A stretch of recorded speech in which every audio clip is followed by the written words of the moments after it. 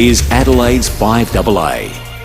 A possible shower in 17 with the 6 o'clock news. I'm Kendall Brettig. Chipped windscreen? Complete Windscreens can repair it from just $99. Look for the big red koala.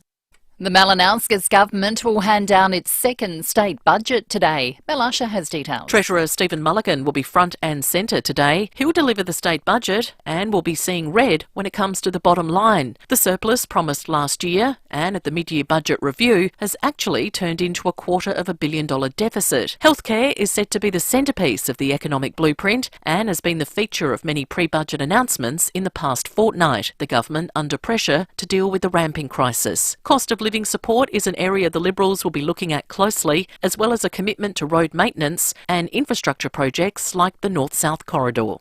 There's been a slight drop in the number of jobs being advertised. Data from Seek shows a 0.6% fall in May or a 22% drop over the past year. The latest employment figures will be released this morning. Ben Robert-Smith says he's devastated at the result of a defamation case which found he was involved in war crimes, murder and bullying. Australia's most decorated living soldier is now facing a new investigation into his potential involvement in the execution of Afghan captives. He's touched down in Australia, telling reporters an appeal's being considered and he has nothing to be sorry about. I'm devastated with the result. It's a terrible outcome and it's the incorrect outcome. Well, we haven't done anything wrong, so we won't be making any apologies. Are you proud of how you behaved when you served Australia? Of course I am. Independent Senator Lydia Thorpe has withdrawn comments made in federal parliament about being sexually assaulted and harassed by a fellow politician. She made the accusation against Liberal David Van under parliamentary privilege, which he's rejected as a lie. The matter has been referred to the Senate President. Senator Thorpe says she'll make a statement about the matter today. Federal police have charged 6 men after seizing 6 tonnes of drugs concealed inside bottles of canola oil. Chandra Llewellyn has more. It's one of Australia's biggest drug busts. The methamphetamine, worth $1.7 billion, was destined for Melbourne from Canada and has been prevented from hitting the streets. The AFP worked alongside Canadian and New Zealand police to intercept the drugs, part of Operation Parks. Police say the criminal group tried to bring the drugs in shipments, but most were stopped before being dispatched. Officers executed search warrants across Melbourne suburbs and have arrested and charged 6 men connected to the syndicate. Hundreds of transport workers will converge on Aldi stores around the country today, demanding the supermarket giant makes supply chains safer. Transport Workers Union Assistant National Secretary Nick McIntosh says they want Aldi to follow Woolies and Coles by signing an accountability charter. In order to ensure that their supply chain is fair, is transparent, and transport operators and transport workers get a fair go, earn a fair profit and wage, so that they don't have to take risks. And at least 79 people have died and hundreds more are feared missing in the deadliest migrant shipwreck off Greece this year. The vessel reportedly set sail for Libya and it's believed there were more than 500 on board. Most of the passengers were from Egypt, Syria and Pakistan. Now turning to FIVEAA Sport. It's nearly tax time. Act now for immediate delivery on Mitsubishi Triton from Agostino Mitsubishi, Nailsworth and Elizabeth. Good morning, Tom Wren. And a very good morning to you as well, Kendall. Let's start with footy. Geelong will be out to stop in-form power trio Connor Rosie, Zach Butters and Jason Horne-Francis when the two sides clash at Adelaide Oval tonight. The Power has won their past 10 games while the Cats are coming off the bye. Cats coach Chris Scott says to get back Patrick Dangerfield, Max Holmes and Mitch Duncan means there'll be no easy ball for the Power mids. They are attacking, exciting players who we really respect, but we're pleased to get something like our A-grade contingent back. We think we're well placed to more than break even with those guys through the midfield. Kaylee McEwen's global dominance in the 100 metres backstroke has continued at the World Championship trials in Melbourne overnight. Shane McInnes reports. McEwen finished just 500ths of a second off her own world record last night to record the fastest time of the season and again prove why she's the one to beat at next month's championships. Molly O'Callaghan, who finished second, also qualified for Japan. 19-year-old Kai Taylor was a late inclusion for the final of the 200 freestyle and claimed victory from lane 8 with mum Hayley Lewis cheering on from the stands. While in the 50 butterfly, Cam McAvoy dominated to set a new PB as he sets his sights on a 4th Olympic Games in Paris. Australia's cricketers will have one final net session ahead of tomorrow night's opening test against England at Edgbaston. There's still no word on whether the Aussies will recall Josh Hazlewood or stick with the same attack that took care of India. And 7 Aussies will be teeing it up tonight in LA as the US Open gets underway. Among them, Adam Scott, Jason Day and Min Woo Lee. And that's the 5AA Sport. Now to the weather and a possible shower, a high of 17 today. Sunny tomorrow, 18. Showers developing on Saturday, 16. And showers and 15 for Sunday and Monday. At the moment, 11. More news as it happens on 5AA. Breakfast on 5AA. David Penberthy and Will Goodings. The Cherry Motor 5. State-of-the-art driving from 33k drive away with immediate delivery. Visit Cherry Glen Osmond. 6 after 6, good morning to you. Welcome to Thursday on 5AA Breakfast. It is the 15th of June. The program this morning broadly fits into these 3 categories: money, music, and elected officials behaving badly. I think just about every news story we cover off on this morning will fit those some way and somehow. It being a Thursday morning, of course, too. Out of 10, every time. Matt Abraham will join us after 7:30. Lots of spin to dissect. It is State Budget Day as well. Our big recap show will come tomorrow morning on the program, but doubtless it will feature over the course of the day. David Penberthy, good morning to you. Good morning, Will. Good morning, South Australia. That sounds a bit... Wow. How you elevated that this morning. Yes, talking to an entire state. Making the show sound big. Exactly. Well, it is big. It is big. Well, it's extremely... Exactly right. We've got our Matt Abraham, our man, normally at the North Haven boat ramp. He's going to be in the lockup today. Love a good lockup. Matt's a lockup veteran. You're going to the lockup, aren't you? Of course I'm going to the lockup. Wouldn't miss it for the world. The lockup is a quaint old ritual now, really. The idea is that when you cover a state budget, and even more so a federal budget, it's quite stringent security. Although less so now. They let you take your laptop in to the state budget. And there are rules around. I mean, clearly you can't get onto your stockbroker and say, invest in machines that go ping because they're about to redo the Royal Adelaide Hospital's oncology unit or something like that.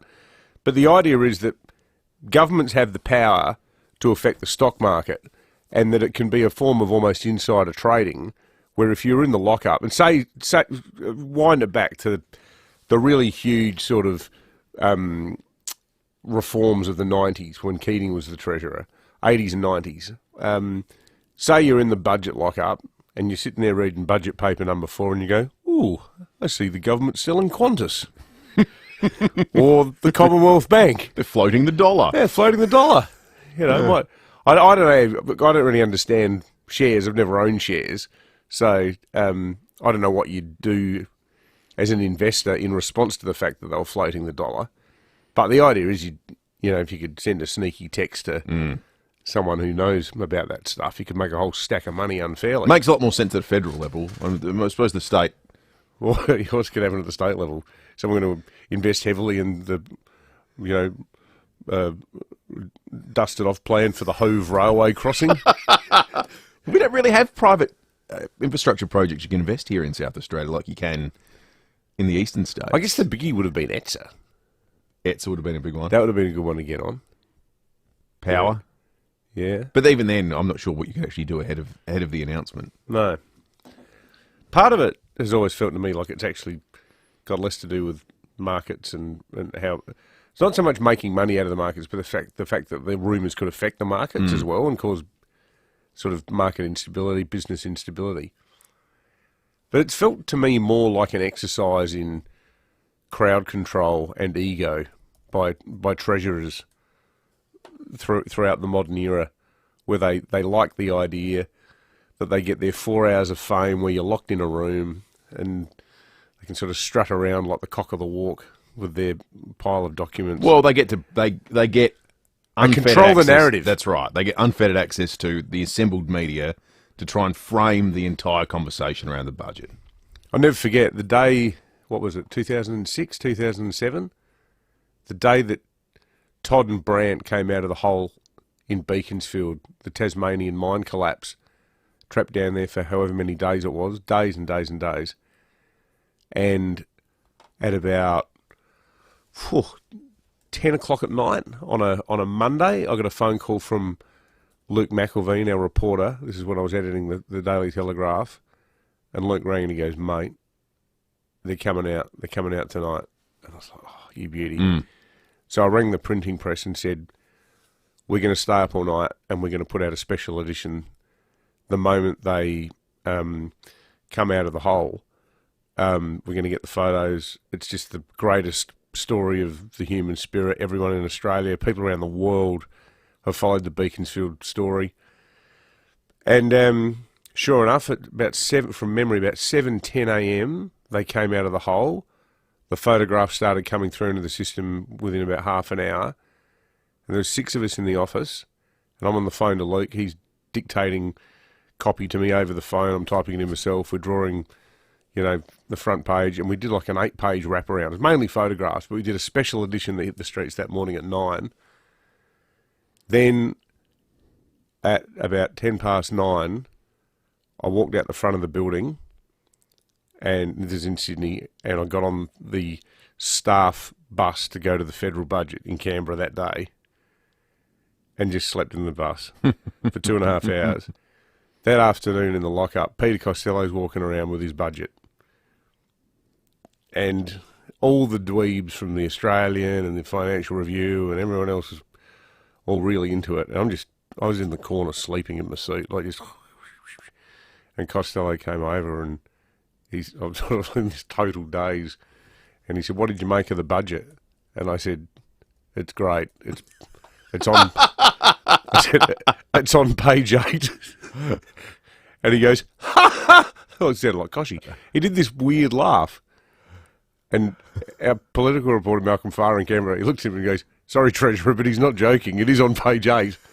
And Costello was stunned. Like, how could anybody put my budget on page 8? And he turned around and he said, "Are you really serious?" And I said, "If you'd been at the bottom of a hole in Tasmania working on the budget for the last 3 weeks and had emerged this morning holding the budget, you probably would have been on page 3. Well, I actually think the sign of Australia in a good spot is when the budget's on page 8. Yeah. Or the state budget, for that matter. If that's where it naturally lies, things have either gone really badly or really well for someone somewhere. That Costello story, though, is a nice pointer to your Category 3 elected officials behaving badly, because his inability to immediately accept that his budget was, pardon the pun, going to get buried because of Beaconsfield. And the fact that so many journos were still slavishly covering it like it was the most important thing in the world shows how in Parliament House people's sense of what matters in life are completely screwed up. It is so true. And it's not just on the economy and the budget, it's on in so many ways. It gets so warped when you're inside the echo chamber of politics. Speaking of elected officials behaving badly, and we'll park the conversation because we'll have it after 7 o'clock, but just there's a category of text coming through on the Duttons text line, just I think broadly titled, "What the hell's going on with Lydia Thorpe?" Well, she's going to make a statement today, further to the accusation she made and then withdrew in Parliament about sexual assault she apparently suffered, or maybe not. She said it and then said, "I withdraw it," towards Senator David Van. We'll talk about that more after 7 o'clock today, but a lot of South Australians are waking up today going, what in the hell is going on there? We'll park it and talk about that a little bit later. Mark from Para Hills, this is concerning. He says Para Hills' new soccer construction site's been ripped off. Brand new copper wire and plumbing pipe at 4:40 this morning. Nothing is sacred. Unbelievable. We might speak to SAPOL about that and get some more information if that's happened in the last hour and a bit. God, there are some low lives. The amount of just total bludgers. Hard work that club full of volunteers would have put in to get that all up and running, and for the total, as you say, bludgers to rip it off. Unbelievable. Graham says, why do pollies hide behind parliamentary privilege? If they can't say it on the steps outside, don't say it at all. No, Graham, parliamentary privilege is actually, it's really important for getting to the bottom of things that would otherwise land you in legal trouble. And this is things like, it could be speaking out on behalf of your constituents about some cashed up company that's polluting your electorate, for example. That if you stood outside and said, look, we've got evidence of X, Y, and Z,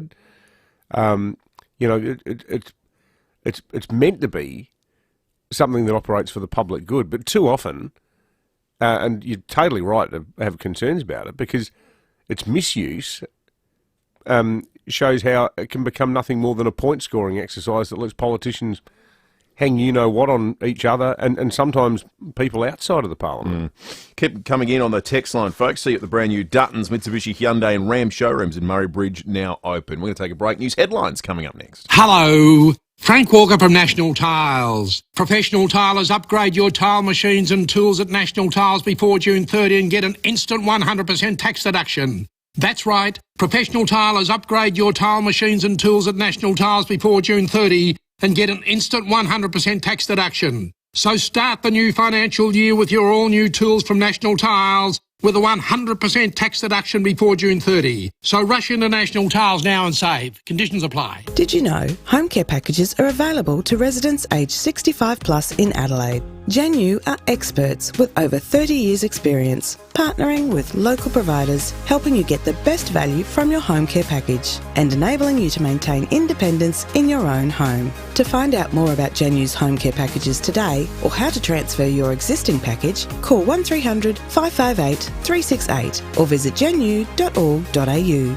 Janu, supporting you your way.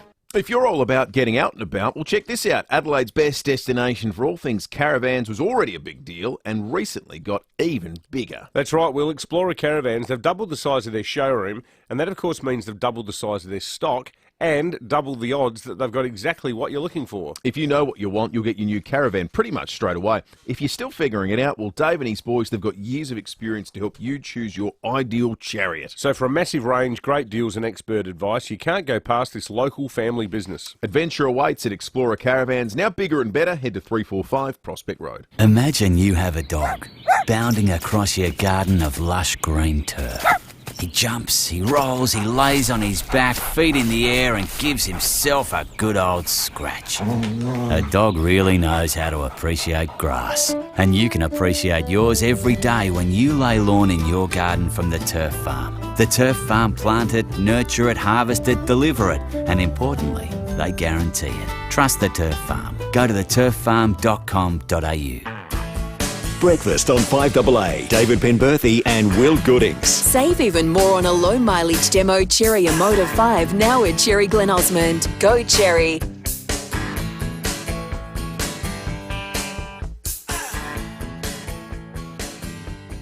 Okay. 18 minutes after 6, news headlines time on this, the 15th of June. Police have charged 6 men after seizing 6 tonnes of drugs concealed inside canola oil bottles. You wondered why oil gone up significantly. Oh, no, it must be to pay the Sinaloa cartel. It's one of Australia's biggest drug busts. The methamphetamine, worth $1.7 billion, was reportedly destined for Melbourne from Canada and has been prevented from hitting the streets. $1.7 billion. I did note that they had the new El Chapo brand at my local supermarket when I was having a fry-up the other night. Yeah. Be careful. The real taste of Badagato. I'd season lightly with that one, the old methamphetamine canola oil. Right. Stick with the chicken salt, folks. Former SAS soldier Ben Robert-Smith says an appeal is still being considered, but he's devastated. A landmark defamation case found he was involved in war crimes.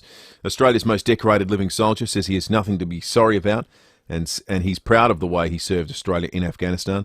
A new investigation has been launched about his potential involvement in the execution of Afghan captives.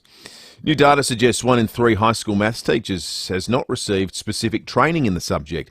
The survey by the Australian Institute for Teaching and School Leadership also found 44% of teachers taking technology subjects do not hold specialised qualifications in that field. That's quite disturbing, isn't it? It's funny, I was talking to my parents about this on our weekly family catch-up dinner the other night about I think Mum was talking about Finland and how much teachers are paid there. And if you tell someone you're a teacher, you're regarded with the same sort of, well, you know, this person's clearly made it reverence that is normally reserved in Australia for people who work in medicine or, you know, maybe the law. You know, the peak of achievement in Australia, like in terms of, you know, what you get for your HSC, your year 12 is, you got into law or you got into medicine. People go, wow, that's impressive. But over there, like, teaching is the job where people go, oh, you're a teacher. Wow, that's good. That's, you know, that's one of the jobs. And it's harder to get into, better pay.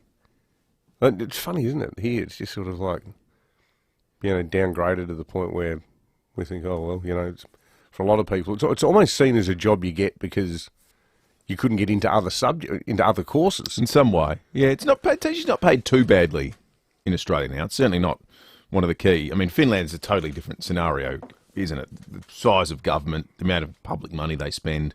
You know, tax rate. Having only 5 million people, all that kind of stuff. Does make it easier. Does make it a little bit easier. But you're right. It should be a vocation that's more revered. Yeah. Setting aside the whole monetary aspect to it, it should be more revered. I wonder how teachers feel about it who are listening. 8223 8888. Rallies are being held at Aldi stores across the country to demand safer conditions for truck drivers transporting goods. The Transport Workers Union will gather at Sydney St Mary's store just before midday today. TWU Assistant National Secretary Nick McIntosh says they want the supermarket to sign an accountability charter to safeguard workers. Aldi should stop its campaign of trying to silence transport workers. It's taken us to court twice and failed on both occasions. They should sit down with the TWU and they should sign up to these principles.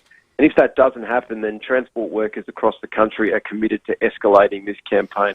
I'm convinced the RBA needs to start examining a new marker of economic distress that I've come up with called the Friends Now Shopping at Aldi Index. The number of people I know that have gone, I've started shopping there now, to find cheap off-brand sort of stuff.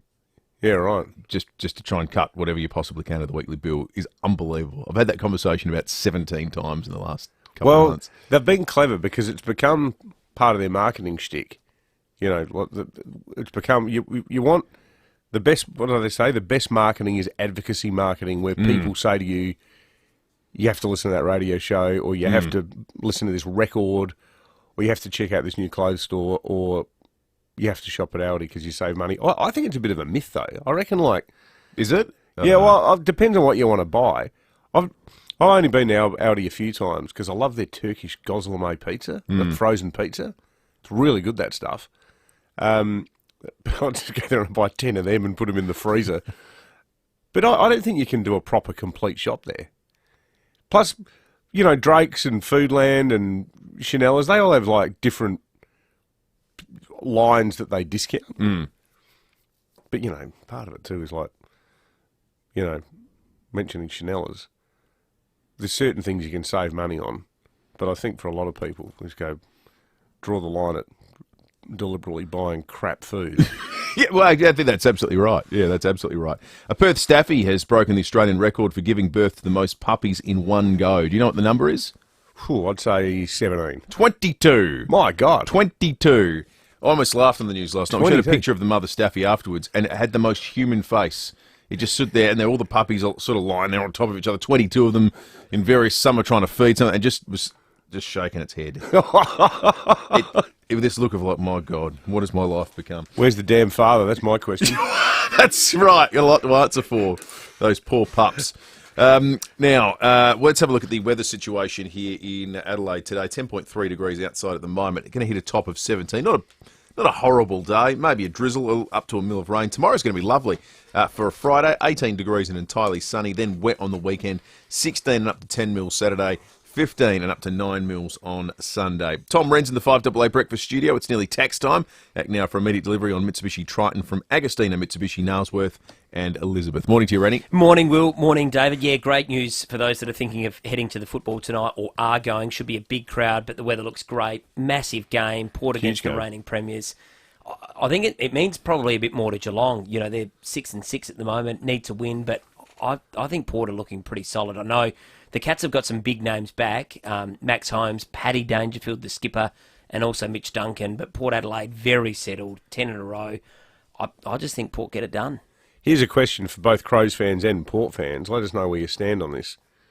Do you ever tactically barrack for your crosstown rival because of the benefits a victory by them will bring for your side? Because seriously, the Crows have got a massive vested interest in Geelong losing badly tonight. Crows a game ahead of the Cats. The percentage of the two sides, 116 Adelaide, 118 Geelong. Now, I think you are mad with this theory. You offered this one up after the show yesterday. I think you're mad. Halfway through the season, Crows fans cheering for Port because one side might be one game out of the 8. No way, David. No chance. No, I want Port to win. I don't think that. Okay, I don't think that's a popular position. Well, certainly not a popular position in my house. I looked at my wife. I said, I reckon if Port were playing Al Qaeda, you'd be torn. Say what you like pragmatic, David. Say what you like about Osama bin Laden. They've got a pretty good half-back line, don't they? That's right. The other big thing that's happening tonight as well, there's a couple of big things. The US Open starts with the golf, but what about the Socceroos up against Argentina in China? They reckon tonight, in Beijing, they reckon one of the first international events they've had since COVID. They've been basically locked down, as we were for a long time, but 100 million people they expect in China are going to watch that game. Wow. I mean, that's 4 times our population, roughly, isn't it? I'm really excited to see the Socceroos play again. And Graham Arnold's picked a young side, and I'm excited to see that, but I'm deeply concerned because we played Argentina close. Mm-hmm. The World Cup champions. Should have beaten them. Well, there's a real... Garing Quell, the ball falls to him, and he almost sends it to extra. Yep. Like, they won't be underestimating us. I don't think so. We're the best performance of any team against I think that's a fair... I think that's a really fair point. Yeah, I think it's the game where they probably had their heart rate up and thought we could lose this. So, yeah. Good luck tonight. What a night that was. It was a great night. Oh, it was insane. Yeah, that was at the 94th, 95th minute, didn't it? Came over the back and just hit it into the keeper. It was just, it was so close, wasn't it? But yeah, that should be a really good event. So looking forward to that as well. Absolutely. Good on you, Ron. Good on you. Thanks, boys. Hey, when do the Ashes start? Just quickly. Tomorrow. Tomorrow night. So maybe we'll preview that a little bit tomorrow. Yeah, for sure. See Stuart Broad's bowling for the Poms. Yeah, and good to have someone to hate. Jimmy Anderson. Yeah, what about those two? Yeah, 41 he turns, I think, next week, Jimmy Anderson. Yeah, hopefully we'll ruin his birthday. Yeah. Good on you, Rennie. Thanks, boys. It's nearly tax time. Act now for immediate delivery on Mitsubishi Triton from Agostino Mitsubishi, Nailsworth and Elizabeth. If the bank's declined your business loan, no worries. Universal Finance make business loans easy. No financials required. Unsecured business loans and business overdrafts. Universal Finance can help your business now. For lightning fast settlement, sometimes in just a matter of hours. See Universal Finance in Kent Town today. Or search Universal Finance right now. This is general advice only, and you should consider the terms and conditions before determining whether this advice is suitable for your situation. Your employment potential is huge, and we can unlock it. At Barkuma, we partner with people on the journey to their best life. We're here for you. Barkuma is a specialist in providing employment support for people with intellectual disability, learning difficulties, and autism spectrum disorder. Barkuma's Disability Employment Service will build your confidence, develop your skills, and match you with eager employers ready to work with you on your career. To find out more, visit barkuma.com.au, because life is better with Barkuma. We all know that ASIC Couriers are a great SA family business. The whole family's involved. They support local communities, the whole thing. But they're also a business doing great things for your business. That's right, Will. ASIC Couriers pride themselves on being able to deliver for your business in a safe and timely manner. Their drivers undergo intensive training and the ASIC compliance team regularly audit their fleet. And with all the technology they use, things like satellite navigation and real-time GPS, it allows the ASIC Couriers to collect your job quickly, travel on the most efficient route and make deliveries on time. Now, it's amazing too how all their tech works. It's all in real time, so you can see where it is, how far away it is. So whatever your business needs delivered, don't risk it, ace it.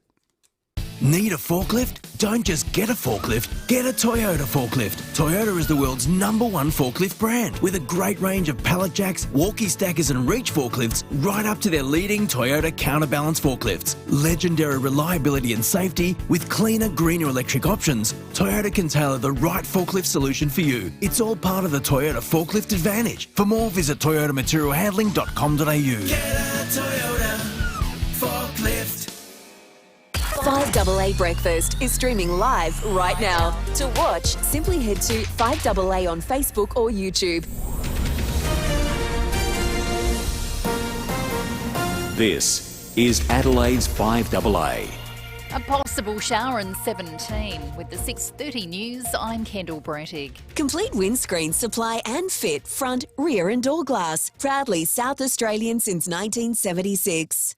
It's the biggest day of the year on the State Treasurer's calendar. This afternoon, Stephen Mulligan will hand down the state budget, his second as the Malinauskas government's money man. Health is set to be the centrepiece, but he says relief for hip pocket pain will also feature. We are doing the important work of managing the finances of the state responsibly. We're not dialing up taxes, and we're making sure we're providing cost of living relief to those people who need it the most. And Shadow Transport Minister Vincent Tarzia says with our rising road toll, there also needs to be spending on our roads. The opposition wants to see meaningful investment to tackle South Australians' road safety, but also infrastructure concerns. Last month it was revealed that the road maintenance backlog across the state had reached a staggering $3 billion under the Malinauskas Labor government. Independent Senator Lydia Thorpe has withdrawn comments she made in Parliament about a colleague. Senator Thorpe used parliamentary privilege to accuse Senator David Van of sexually assaulting her. Senator Van says he utterly rejects the claim, labelling it a lie. Senator Thorpe says she'll have more to say on the matter today. Former SAS soldier Ben Roberts-Smith says an appeal is still being considered, but he's devastated a landmark defamation case found he was involved in war crimes. Australia's most decorated living soldier's flown back to Australia, saying he has nothing to be sorry about and he's proud of the way he served Australia in Afghanistan. A new investigation's been launched about his potential involvement in the execution of Afghan captives. Children are twice as likely to take advantage of their parents' finances when they reach old age. Large bank withdrawals, transfers between accounts and changes to a will are all signs an older Australian could be experiencing abuse. Seniors Australia Chief Advocate Ian Henschke says 1 in 6 seniors will experience financial abuse. One of the most common forms of financial elder abuse is the taking of money by a son or a daughter. Sometimes it's referred to as inheritance impatience, but we've got to remember that it is still theft. You are not entitled to take money from people. Police have prevented a large shipment of drugs reaching our shores. The methamphetamine worth $1.7 billion was allegedly hidden inside canola oil bottles. 6 people have been arrested and charged, accused of being connected to a criminal syndicate. At least 79 people are dead after a boat loaded with refugees and migrants sank off Greece. The Greek Coast Guard's rescued over 100 people, but it's believed hundreds more are still missing. A vigil has been held for the victims of a stabbing attack in the English city of Nottingham. A 31-year-old man has been arrested accused of stabbing 3 people to death in the street before stealing a car and mowing down other pedestrians. Reverend Grant Walton says they may never know why the tragic incident happened, but it's a time to be there for one another. There are many, many people around you willing to listen, support, encourage. Please do make use of all of us. By doing this, together we can grow through the pain and the horror. Queensland marine scientists are on a mission to protect the biodiversity of coral species in the Great Barrier Reef. More from Jacob Chico. Hundreds are being preserved in the new facility at the Cairns Aquarium and are now essentially on life support and serving as an insurance policy. Experts say 4 mass coral bleaching events in the last 6 years have wiped out corals. Approximately 25% of marine life rely on coral to survive, and while it's hoped there never comes a time where we have to depend on collections like this, experts say the sad reality is it's likely we will. With so much at stake, there's hope this new operation will help maintain species and even save Australia's crown jewel, the Great Barrier Reef.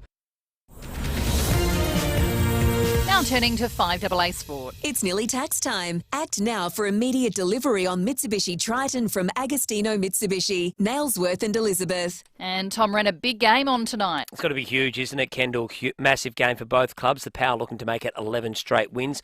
Geelong looking to get themselves back inside the top 8. The reigning premiers have got some big inclusions as well. The Power, they've made one change with Ryan Burton in for the injured Lockie Jones. But there's still no room for skipper Tom Jonas, despite the coach admitting he was best on ground in the Sandful for the Maggies last weekend. And the Cats have regained their skipper Patrick Dangerfield along with Mitch Duncan and Max Holmes. Well, meantime, Adelaide's players are set to return after enjoying a 4-day break with no game on this weekend.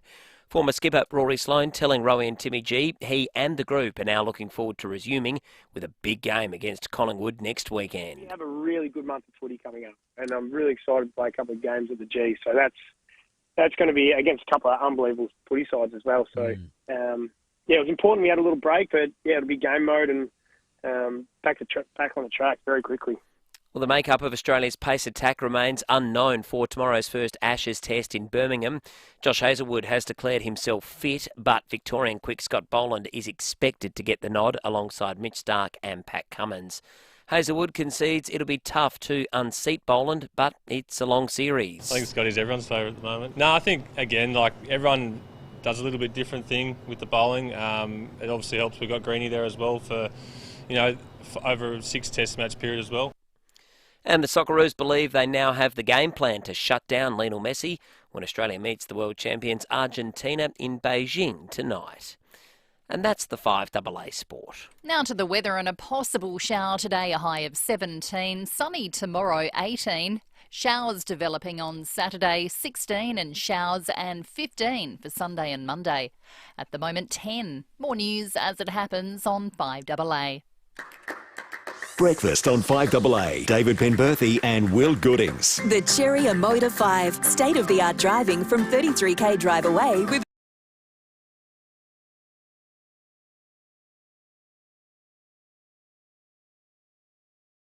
Coming up, we're off to the US before 7 o'clock today, and then after 7 o'clock, Matt Abraham will join us. We'll dissect the spin of the week. David put forward a proposition during our sport chat with Tom Wren. And I think this is very bold. Have a listen.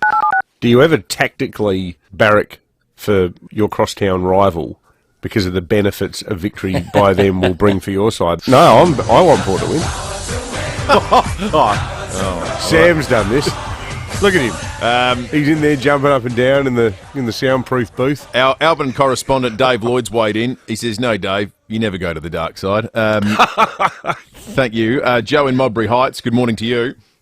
Good morning, guys. How you going? Good, mate. Good, thanks, Joe. On the same topic, I was thinking about it. Now, look, I know as a Port supporter, you can't do it, but what about the other way around? Surely some Port supporters in the back of their mind will be thinking, we've got to drop a game sooner or later. Why not this week so the Crows can't get up the ladder? Let's get them down further and further. Now that's truly even, Joe. I know it's hard to comprehend, but let's look at it. You got 2 showdowns. They give me heart attacks both times. I don't want to play the Crows in the final. Get them out the 8 now. Keep them out the 8. That is an excellent goal, Joe.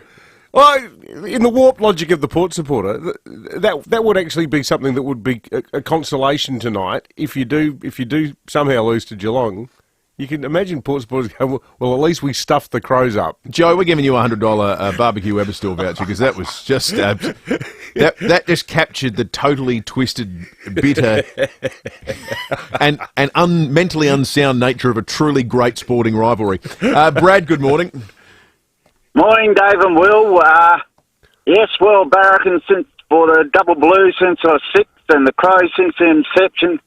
There's no way I could commit an act of heresy and barrack for that foul mob across down the road. And as you said before, if Osama bin Laden was captain coach of the Taliban, I'd be barracking for the Taliban.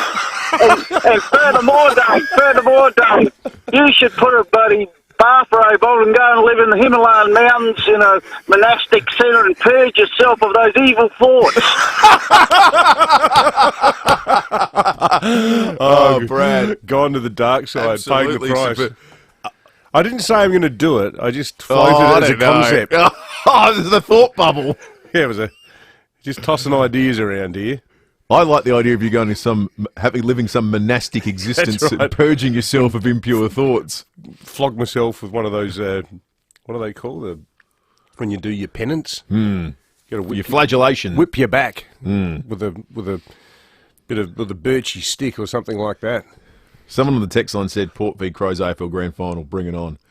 I actually reckon if that ever happened, it would be a bit like Trump being charged in America. It'd be one of those things that would threaten the fabric of society in South Australia. It would wreck families. I don't think friendships would end. I don't think that's an overstatement. I know of a workplace here in South Australia. I won't say which one, but there was an actual drama with Port and Crows fans after the last showdown. At the workplace? Yeah, where people had to be told, look, enough's enough. It's funny. I reckon that would happen quite a bit. Yeah, you're probably not wrong. See what the brand new Darton's Mitsubishi, Hyundai and Ram showrooms in Murray Bridge now open. A few texts coming through. One here blaming the decline in respect for the teaching profession on the carry on by the Australian Education Union. Yes, make some interesting points, that some of which legally I might tiptoe around. A few people are questioning the benefits of Aldi. Felix from Felixstowe says, while you might save money at Aldi, I refuse to go there for the lack of customer service and also the lack of Australian ownership. Another one from Maria, I do go to Aldi and I save a lot on laundry and bathroom products. And Mick says, look, lads, Aldi's more expensive when you look at the quality and range. Romeo's at Old Ranella is my go-to and staffed well with great specials on rotation. Good on you, Mick. Thanks for that. Speaking of schools, what are you laughing about? I just found that this funny story popped up in the Sydney Morning Herald. A good analysis of. Do you remember when the big discussion point during COVID in schools was we needed air purifiers in schools? That's right. Victoria spent $100 million on air purifiers for schools, and no outlay too stupid in Victoria. In the last Victorian budget, this is serious. Dan Andrews announced a program to give every kid a fishing rod. A fishing rod. That is real sort of Chairman Dan type stuff, where he's like the sort of, you can imagine sort of Soviet art of Dan holding fishing rods with the sun rising in the background and him leading kids through a field with them all holding their fishing rods. Just some preliminary analysis showed that there's no difference if you just look at the antibody assessment of children who have gotten COVID. There's no difference between Victorian schools and schools in any other state that didn't go down this path. Well, I think you can probably attribute, because that did start with the AEU, a lot of that stuff. That's sort of like hippie paranoia. Well, and at the height of COVID, I think we confess everyone was erring on the side of, well, let's just do it, and we'll worry if it helps, great. If it doesn't, we'll worry about that one day. Would have been one day is coming. If the old AEU leadership turned up with an air purifier, so where'd you get that? No, just found it. Fell off the back of a truck. Got some copper piping too, if you're interested. Okay, let's or maybe some handbags. Let's check traffic. Police and weather are coming up. Thanks, Will, and good morning. Pretty smooth sailing for the drive-in today if you're up early. However, do have a level crossing fault to look out for at Salisbury North this morning. It's on Langford Terrace at Baxter Road. Stirling got road damage following that truck crash yesterday. She's on the freeway up track near the Stirling ramp. Speeds are currently at 80. Look out for works on the drive-in today at Aberfoyle Park, Blake Road near Lotus Drive. Speeds reduced with cameras this morning. Aldinga Beach Road, Aldinga Beach, and Commercial Road at Seaford. It's tax time at Bunnings. Pick up amazing value on a wide range of home office supplies. Shop great value on a wide range of home office solutions online or at your local Bunnings. Adelaide's most accurate traffic on 5AA. We've all been affected by the floods, but our resilience runs deep, ready to rise up to the occasion. The river is calling you to explore it, rediscover it, treasure it. Delve into its roaming creeks. See its spectacular floodplains. Embrace its breathtaking views. Be part of the revival. Rise up for our river. Visit southaustralia.com/river revival. It's time to raise the bar. If you're organising an event, anything from a small meeting to a grand gala, you'll know there are many things to consider. So trust the experts at Adelaide Convention Centre to help you elevate your vision. With the support from our team at every stage, you'll be amazed at what can happen in turning each aspect into an unforgettable experience for both you and your guests. Contact our team and discover the magic to elevate your vision at Adelaide Convention Centre. Now, I'm a number of years off putting on the all plates in the car and sitting, white-knuckled in the passenger seat. That is the parents' rite of passage. But for new drivers and their parents, they shouldn't be without RAA road service. That's right. That's because RAA can be there when you can't. It's comforting to know that a quick call to RAA can get your kids back on the road sooner after they've had a breakdown. Plus, RAA road service applies to the individual, no matter which car they're driving. Standard road service for a year, it only costs around the same as 2 coffees a month. So for peace of mind on the road, plus member benefits and savings, just search RAA road service. T's and C's apply. For all the info, go to raa.com.au. The all-new 2.5-litre Nissan X-Trail has been awarded the 2023 Drive Car of the Year Best Medium SUV. And with Nissan Future Value Business Plus, a new fleet finance solution for small to medium businesses, you can drive the award-winning Nissan X-Trail ST for competitive weekly repayments that include the cost of scheduled servicing for the loan term. Visit nissan.com.au/business plus or contact your local Nissan dealer. Approved ABN registered small to medium fleet applicants of Nissan Financial Services. T's and C's and exclusions apply. When you build with Lamar Homes, things happen pretty quickly. I'm talking months, not years. At Lamar Homes, we never take on too much. We're nimble enough to move on things a lot quicker, so you won't be waiting forever to live the dream. Plus, right now, Lamar Homes is throwing in $35,000 for your concreting, landscaping and fencing. $35,000 of extras and move in way sooner? Absolutely. T's and C's apply. lamarhomes.com.au. Here today, home tomorrow. Sooner. Breakfast on 5AA. David Penberthy and Will Goodings. Save even more on a low mileage demo Cherry Emotive 5 now at Cherry Glen Osmond. Go Cherry. 13-7. Tim Lester was following Donald Trump around Miami yesterday. We'll chat with him about that experience very shortly. But first, let's talk about the weather here in Adelaide. Simon Timke's the senior forecaster on duty at the Bureau. Simon, bring us up to speed with what's happening today, but with a bit of a focus on tonight and the footy, because I think Port fans will be particularly interested in whether there's any drizzly rain around. Sure. Good morning, guys. Look, there's a cold front moving across the southern coastal parts of SA today. That'll bring a couple of showers, most likely over the southern suburbs. Looking at the radar at the moment, quite a few showers down around Kangaroo Island and the FIVEAA Peninsula. And I think as that front moves across, we'll see a few showers push over the southern suburbs in particular. The northern suburbs probably a little bit less likely, but still one or two around. There's also a shower that's just moved across Stansbury on the York Peninsula there, which is moving towards the sort of inner southern suburbs there as well. So one or two showers around today, a little bit more frequent about the southern suburbs. And I think as the day goes on, through the later afternoon into the evening, I think those showers becoming less likely. So I think for the footy tonight, most likely conditions will be dry. I think only a very low chance of seeing anything around during the evening. So good news for the footy fans there. Temperature-wise, we're expecting a maximum of 17 degrees for the city today. Currently here, we're sitting on 10.5 degrees. Slightly above our minimum of 10.3 at about 10 past 6 this morning.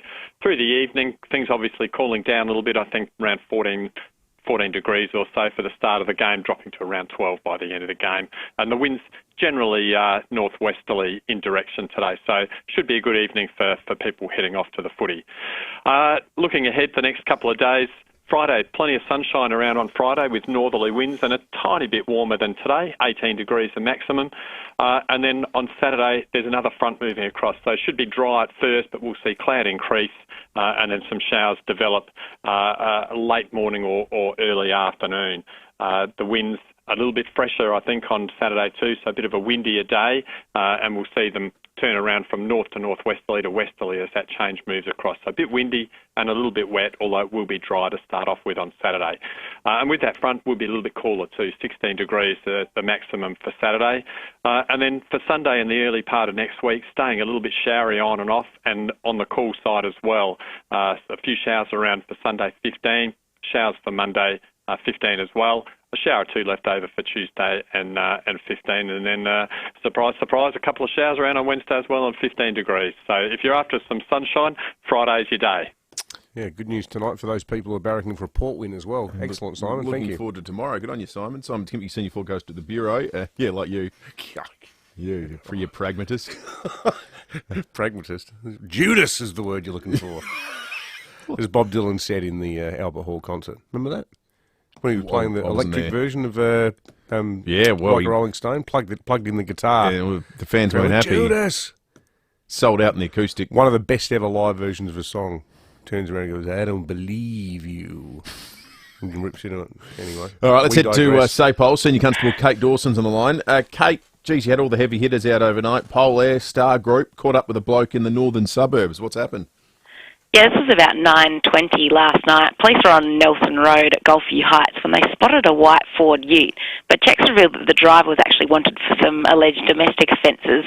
So Northern Patrol's attempted to stop the car, but it took off at speed away from the police, allegedly at speeds of about 120 in a 60 kilometre an hour zone. So we didn't pursue the car at the time, but we radioed it in, and it was last seen heading on McIntyre Road. A short time later, it was then seen travelling north on Main North Road at Salisbury Plains. Here, Polair was luckily around, and they attended the area and managed to locate the car travelling through Monopara West. So Polair then followed the car as it drove through Anglevale, where about 10 p.m. the driver actually dumped that ute and got into a black Holden sedan and continued driving. So Polair followed now the Holden through Elizabeth East to Salisbury East, where patrols were able to successfully spike that Holden as it travelled on Bridge Road. However, the car continued driving through Parafield Gardens and Mawson Lakes before it headed north on the Salisbury Highway. So as the car travelled north, it actually lost control and crashed into a tree, and here we had our Star Group officers waiting, and they pounced on the driver, placing the 27-year-old Salisbury East man under arrest. So he was searched, and police allegedly located a small amount of illicit drugs on him, knuckle dusters and an extendable baton. He's been charged with a number of serious offences, including assault, driving unlicensed, and failing to stop his motor vehicle. And that man's been refused bail and will appear in the Adelaide Magistrates Court today. So, yeah, Wow. a long and big job by patrols, but good work by everyone involved. He saw a bit of Adelaide in his on his journey, didn't he? He Unbelievable. certainly did. Northern suburbs, anyway. Yeah, Yep. that's right. Great work by the police. And also, Kate, another one here where a man and a woman have been arrested in a stolen Suzuki. Yeah, this is about 4:30am this morning. Police observed a white Suzuki Swift travelling on Lachlan Street in Ferryden Park. Checks on the vehicle showed that it had actually been stolen from a Fullerton home a few days earlier. So we followed the car through the back streets of Ferryden Park before it parked in the driveway of an address on York Street. And here patrols surrounded the car and arrested the driver, a 36-year-old man, and his passenger, a 31-year-old woman. So they've both been charged with illegal use of motor vehicle, and checks revealed that man was also disqualified from driving. So another good job by patrols there, and they will appear in the Port Adelaide Magistrates Court at a later date. Good stuff. Thank you for that, Kate. Thanks, guys.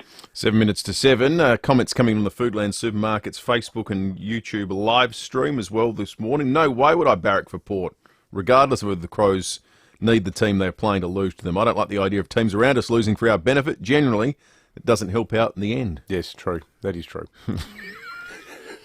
Listen to me crab walking away from even floating this concept. Barbara, I like this. Barbara's got a perverse mind. She says, "Wait, how about a draw? That'd annoy both teams like that." And one he's saying, I refuse to shop at Aldi because they open near my Tony and Mark's, and I would rather support local. Good on you. All right, let's head to the United States. Tim Lester is in Miami. He's been trailing the Trump indictment and subsequent public appearances for Channel 7 News. Tim, good morning to you. What has actually happened post-court appearance for Donald Trump? Trump came out and immediately took to the political stage or used his appearance as a political event. He did that call in a Cuban restaurant in suburban Miami on his way to the airport, a quite famous place. And essentially, if you know the politics of Florida in particular and the Cuban immigrants, he was appealing to them as being hard done by. Certainly part of his argument against this. Then flew north to his Bedminster digs resort there and did a speech to paying customers about this and argued his case for the fact, as he claims, that this isn't a security of the documents issue. Those 300 or so classified documents that he had stored at his home. It's about his right as a president to take documents relevant to his years in the White House, and he can do with them what he will. And so we got a bit of a taste of the court argument to come. So, Tim, we're about to go into the primaries where both the Republican Party and the Democrats try to work out who's going to be their presidential candidate. Is there any, because the election obviously being November next year, so is there any timeline on how long all of this is going to take? Like, is there a real chance that all of this could be hanging over Donald Trump's head as he makes his run for the presidency? Absolutely. In fact, I think if Donald Trump has his way, he might want it to be. He might even want a situation where he doesn't get an outcome to the court case till after next November's election. Because politically, it fits with his pitch beautifully, that they're after me and they're after you. This is the Biden administration and the left and any enemies he wants to lump into that pot. And he's used this beautifully for raising funds already and stirring up his base and getting them passionate about his campaign. So I think he wants that to run long, and I don't think he wants a result because he probably figures the result, there's a fair chance it won't be good. That is, a guilty or not guilty. So he wouldn't mind that being after next November. Well, it'd be convenient too, because then he might be in the position to pardon himself. So then that would be... Can you do that as president? I don't think there's no precedent for it. Well, we roll around on the floor and laugh at the possibility, right, that it could even be considered. It's a serious conversation here in the United States now. Could Donald Trump pardon himself? And the opinion seems to be that, well, what he could do is he could appoint his Attorney General and he could say to them behind the scenes, one job qualification. First item, pardon Donald Trump, and you get the job. And the Attorney General could do it. So it is just a mind-bending situation when you think through the implications. In a perverse kind of a way, though, for the safety and well-being of civilian people in the United States, can you imagine the alternative scenario where he wins the election and then he is jailed as president? Like, I mean, every time, it must be weird, mate. Like, you've been there. I'm looking at today's paper here in Adelaide. The picture of the people in Miami standing on the streets there to support Donald Trump, half of them look like they're dressed to go to war. They're wearing like military fatigues and stuff like that. A lot of these people are psychopaths. Well, Donald Trump has suggested just that, though. Remember, his words were, "This is the last great battle," as he spoke on this last week. So he's put it in the frame of a fight. Now, he said yesterday people should protest peacefully, or I think the day before, in fact. So it gets mixed up a bit. But generally, he has cast this in the frame of the last great fight, and people repeat this. Trump supporters repeat this when you speak to them, that we're going to have a January 6th, only it's going to be far, far bloodier than that ever was, and all the like. His messages really do get through. Geez, amazing. Yeah, frightening stuff. Tim, thank you. Tim good on Lester you, Tim. in Miami for 7 News. Australia's best friend in the world, but they kind of feel like if you've had a friend that's you can see slightly going off the rails. Yeah, it's like your embarrassing mate. Yeah. Like, oh, you know, he's done it again. Yeah. You get the text messages on a Saturday morning. You won't believe what Nige got up to last night. Well, I will actually. We know how old Nige works at times. Starting to feel like old Nige. Minute to 7. Apologies to anyone called Nige. It's just, you know, some Niges are good. Plucking the name out of nowhere. Minute to 7. 5AA News is coming Dave. up. We'll take you through some of the stories of the morning and ahead today next. It's tax time at Bunnings Trade. Get in for amazing tax time deals on tool storage, like an AEG 3-piece quick stack toolbox for $269, or a DeWalt Tough System 3-in-1 toolbox for just $385. Get more tax time deals at Bunnings Trade. Gents, have you got the urge to pee again, even though you only just went? Caruso's Pee Less for Men relieves that annoying gotta pee again feeling and helps support healthy bladder and prostate function. So, if your need to pee all the time is getting in the way of enjoying life, try Caruso's Pee Less today. Caruso's Pee Less is made in Australia, comes with a money-back guarantee and is available from leading pharmacies and health food stores. Always read the label and follow the directions for use. Steinborner Automotive in Gawler, Barossa and Clare has always been well worth the trip, especially with their end of financial year sale on all new, used and demo cars. There's over 120 commercials in stock of all makes and models with the balance of factory warranty on selected models ready for delivery. Plus, they're offering an additional $1,500 trade-in bonus on all trade-ins. Head to one of Steinborner's 8 locations or visit steinborner.com.au. Steinborner Automotive. It's well worth the trip. 5AA Breakfast is streaming live right now. To watch, simply head to 5AA on Facebook or YouTube. Online, on DAB Digital Radio, and on 1395 AM. Talking Adelaide. This is Adelaide's 5AA. A possible shower in 17. With the 7 o'clock news, I'm Kendall Brettig. Chipped windscreen? Complete Windscreens can repair it from just $99. Look for the big red koala. It's State Budget Day. It'll be the second financial blueprint from the Malinauskas government since it took office in early 2022. Support for those impacted by the ever-increasing cost of living's one area the Liberals will be looking at closely. Opposition leader David Spears says that's a fundamental need for South Australians. If there's not a broader provision of cost of living relief in the budget, we will be saying that this is a big fail. Health, roads and infrastructure spending will also be on the Libs' radar. Fresh concerns have come to light about the driver involved in the fatal Hunter Valley bus crash. Gabrielle Boyle has the latest. It's been revealed teachers at a New South Wales school had raised concerns over the way Brett Button drove a busload of children days before a crash which killed 10 people and left many more injured.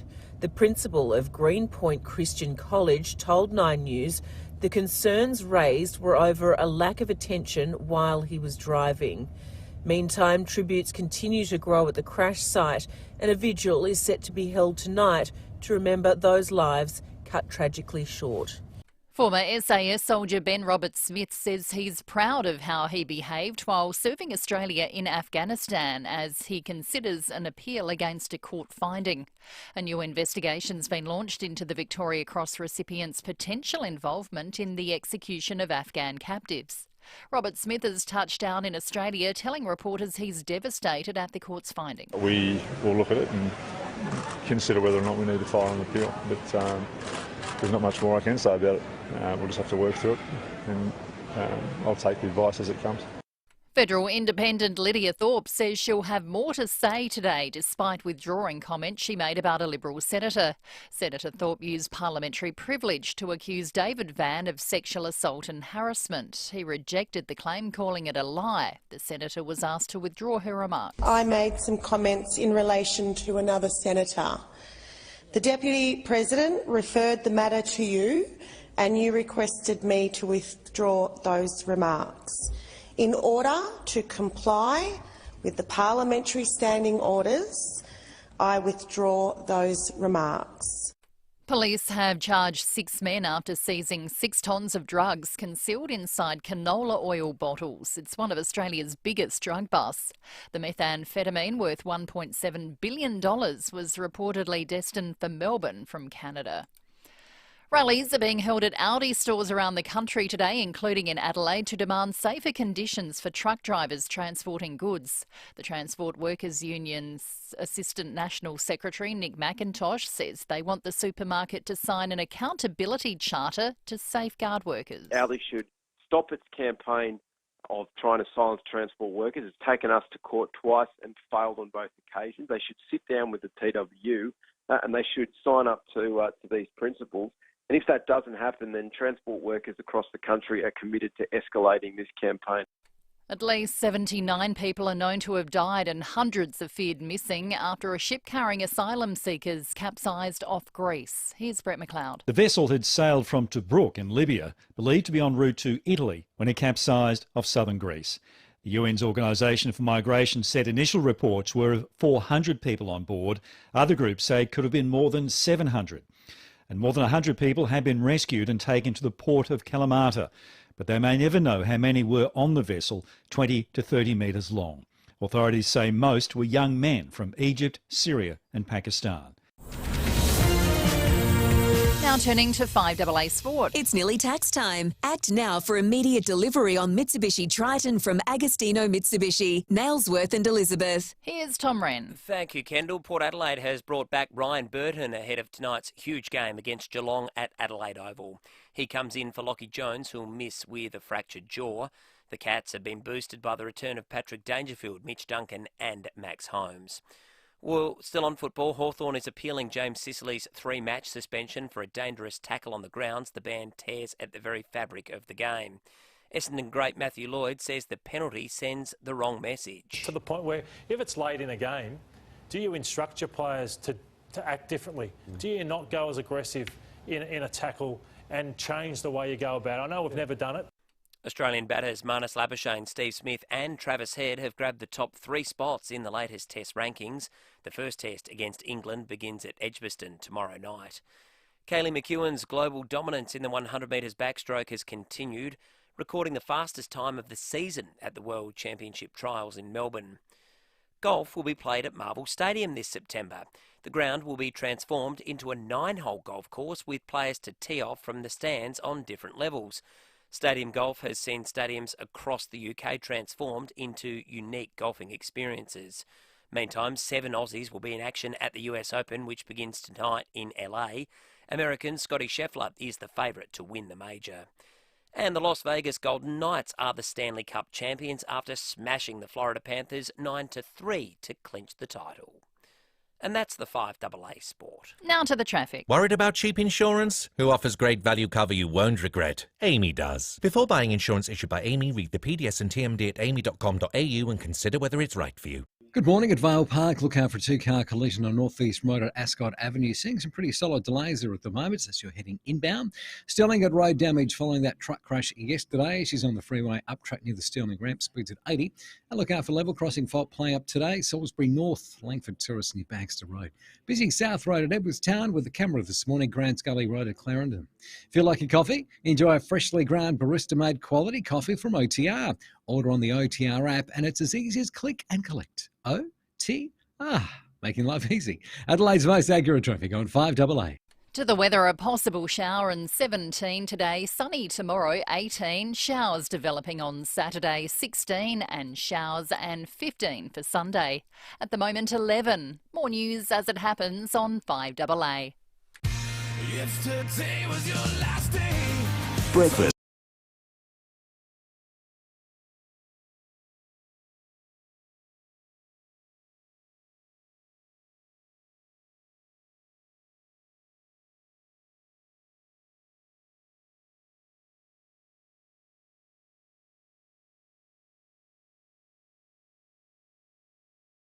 Our news wrap of the morning next. Coming up this hour, Matt Abraham will dissect the spin of the week. We'll preview the state budget a little bit later today. Also, John Blake is coming up.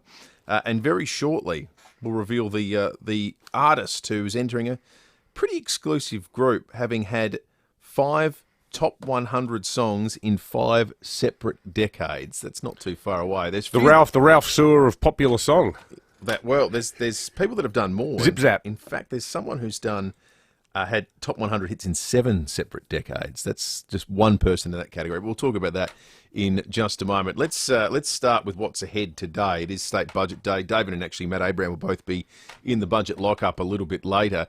The state government keen to put health on the agenda. This is great news for patients of South Australia, for the doctors and nurses who work in the hospital, to have that accreditation with immediate effect back in place. That means that we've got certainty in terms of training and ability to hire those junior doctors to do their training rotations for next year. So Health Minister Chris Picton talking about paediatric intensive care. An extra $2.3 billion for health is what we know is going to be in a budget. So much money, isn't it? The budget headlined too by the fact that the forecast surplus of $233 million will instead be a $249 million budget deficit. Despite that, the state opposition is saying there needs to be cost of living relief, otherwise this budget is a missed opportunity. If there's not a broader provision of cost of living relief in the budget, we will be saying that this is a big fail.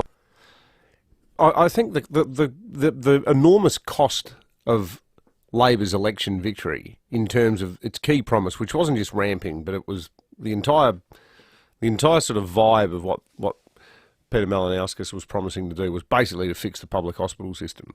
They're finding out the hard way now that saying one thing in opposition and then doing what you have to do in government is a completely different proposition. And, you know, like the fact that... So the $500 million turnaround, to go from what, a $233 million surplus to a $247 million deficit... It's like a 12-point turnaround in football. The key reason for that is health. Why is it going to be any different next year? Well, and I think the reality is, and I think this was a pretty clever thing during the election campaign, is that the Labor Party managed to convince South Australians that there's probably just a price tag attached to fixing health, and they were the ones willing to pay it. But the reality of the last 20 years has shown us that there is no amount of money that fixes health in isolation. It's not simply about spending the right amount of money. There's not a magical number out there that you're going to hit and go, all these problems are now fixed. I reckon, in a way, one of the weirdest things, I think there's about $2.3 or $2.1 million in the budget to fix up the Royal Adelaide Hospital waiting room. Now, that hospital only opened 10 years ago. It's brand new in the scheme of things, and they're already doing an upgrade of it. It's a staggering amount of money, and anyway, all will be revealed later today, and we'll be down there. But the cost of what was promised, the sort of magic wand vibe, there's no magic to it. It's just spend. Very complex issue. That said, at very least, the state budget today will sharpen everyone's focus to things that ultimately matter to South Australians, things like cost of living, things like healthcare, things like the state of the economy and the capacity for the private sector to trade, because that's not what the focus is in federal politics that yesterday moved into day 2 of the exhaustive discussion and back and forth regarding the nature of Brittany Higgins' text messages and what it revealed about each party's capacity to use a pretty horrible circumstance to better their own political lot. Well, that took an even more bizarre turn in the upper house when Independent Senator Lydia Thorpe accused Victorian Liberal Senator David Van of harassing and then sexually assaulting her. I'm feeling really uncomfortable when a perpetrator is speaking about violence. Senator Thorpe, that's inappropriate. Senator Thorpe. This person, Senator Thorpe, I would just warn you at this point, sexually assaulted me. Senator Thorpe. And the Prime Minister had to remove him from his office. Senator and to Thorpe. have him talking about this today is an absolute disgrace. So she sounded off, and despite warnings from the House, David Van then spoke. I utterly reject that statement, that disgusting statement, outright. And then, bizarrely, Lydia Thorpe returned to the chamber to withdraw. Earlier today, I made some comments in relation to another senator. The Deputy President referred the matter to you, and you requested me to withdraw those remarks. In order to comply with the parliamentary standing orders, I withdraw those remarks. She suggested too that she would at some point today, which was tomorrow when she made the comments yesterday, be making a further statement. Not sure to clarify the allegations, to further them. What bizarre words are going to come out of her mouth. Anything could happen with her. But I mean, if something like that has happened, do you reckon that screaming across the chamber at someone is really the right forum to get to the bottom of this sort of stuff? Like, it's serious. I just think this entire week in federal parliament has been an absolute disgrace. It's been an insult to everyone in Australia. We've flown these people there. They should all, and Dutton and Albanese, I include them in this, they should actually have a quiet word to each other. Go and just man to man have a private chat and go, we're doing untold damage to our standing as elected officials. And the tawdry backdrop of how the Higgins/Lerman story, it's become sort of like Carlton v Collingwood. Are you barracking for Bruce or are you barracking for Britt? And for stuff that is hugely serious, a young woman's dignity, her ability to do her job, yet at the same time, the right of a man to have access to a trial where it may actually emerge that he's not in the wrong. These are things that should be the purview of the courts. And instead, politics is so debased, and it's sort of the Americanisation, in a way, of Australian politics, where allegations are now made, and the first sort of political instinct on either side is how can we use this to our advantage?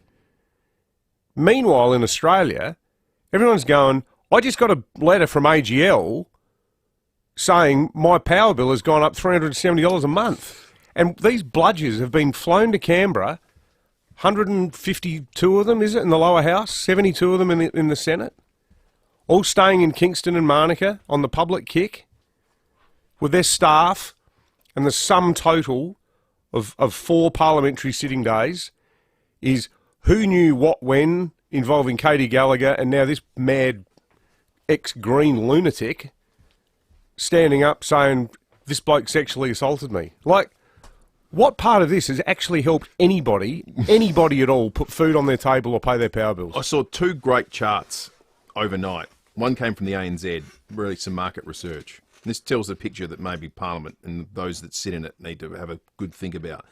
Consumer confidence right now, one of these are sort of amorphous measures, but it's an important one. The current level of confidence people have in the economy, which is, you know, for normal people, that's how confident am I that my business can still employ me? How confident am I that, you know, I can pay my bills, so on and so forth. There's enough work out there for me. Right now, it's just about as low as it was when Scott Morrison announced that the country was going into a lockdown. Just think about that for a moment. That's staggering. At the start of the pandemic, we didn't know whether this was going to take 2 years or 20 years. Well, we didn't know if there was ever be a cure. Well, we didn't know if there was going to be millions of people dead. Well, we didn't know if businesses would ever be able to reopen or continue or whatever.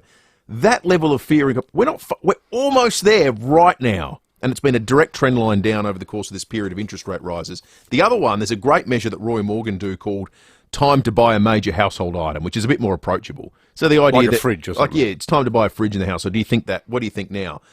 We're about the same point as we were when he made that announcement by that measure as well. So this is as bad as it gets. Like, the cost of living always comes up as a political issue. So, you know, what's each party doing about cost of living? And it's never been as... Right now, it's almost never been worse. It should be the only thing that's being discussed. So good luck with your Katie Gallagher Senate garbage and your Brittany Higgins text. And The Voice, frankly, as well fits into this category. Well, it does in people's minds because it sounds like an indulgence. It sounds like it's away from the things that they need to help them get through their day and to look after their families. But the problem is, I mean, Barry Humphries used to, from a crowded field of excellent Barry Humphries gags, he used to say the best thing about Canberra is only 10 minutes drive from Australia. And on things like this, that building, it looks like it's drifted off into its own crazy orbit. It has. Andrew Narsworth's called in on this morning, Andrew. Morning, guys. I couldn't agree with your sentiments more. I just related to this, just defamation and politicians suing each other for defamation. Who pays the bills when they sue each other for personal comments made without privilege? Who pays the lawyers' bills? It's us. I don't think that's publicised enough.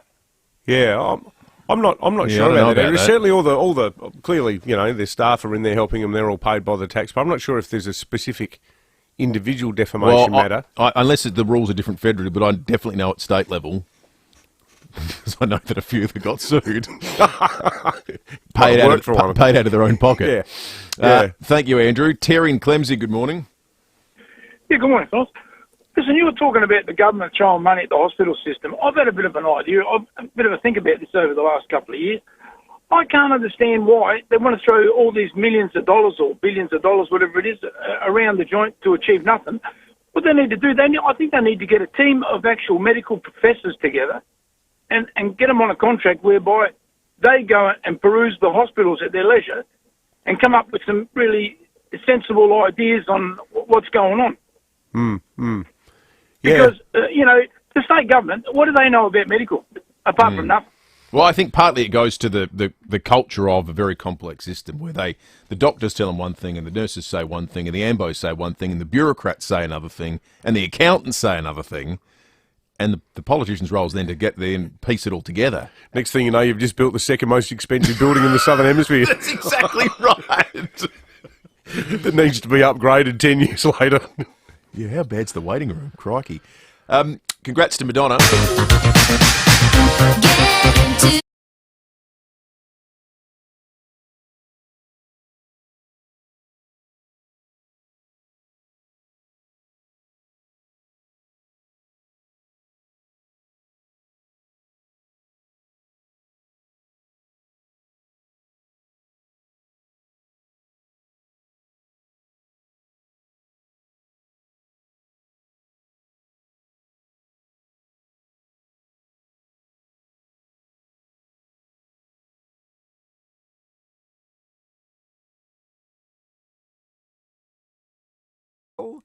artist.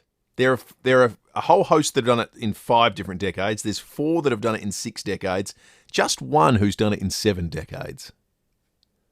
7 decades? I'm going to guess 7 decades was Louis Armstrong. No. 7 decades is Elvis. Oh, really? I thought It's a Wonderful World might have got Louis back 50s, 60s, 70s, 80s, not in the 90s, 2000s, 2020s. Elvis has 7 decades. There are 4 with 6 decades. Can you name any of those? Rolling Stones, I think, are in the 5 decades category. So with Madonna, 5 singles, 5 decades. What about Andy Bennett? Andy Bennett. No, I can't see Andy Bennett on the list. The Beatles? Paul McCartney. Paul McCartney's done it in 6 decades. 6, yeah. He's one of the 4 alongside Michael Jackson, Frank Sinatra, and the Isley Brothers, that I'm not familiar with. Huh?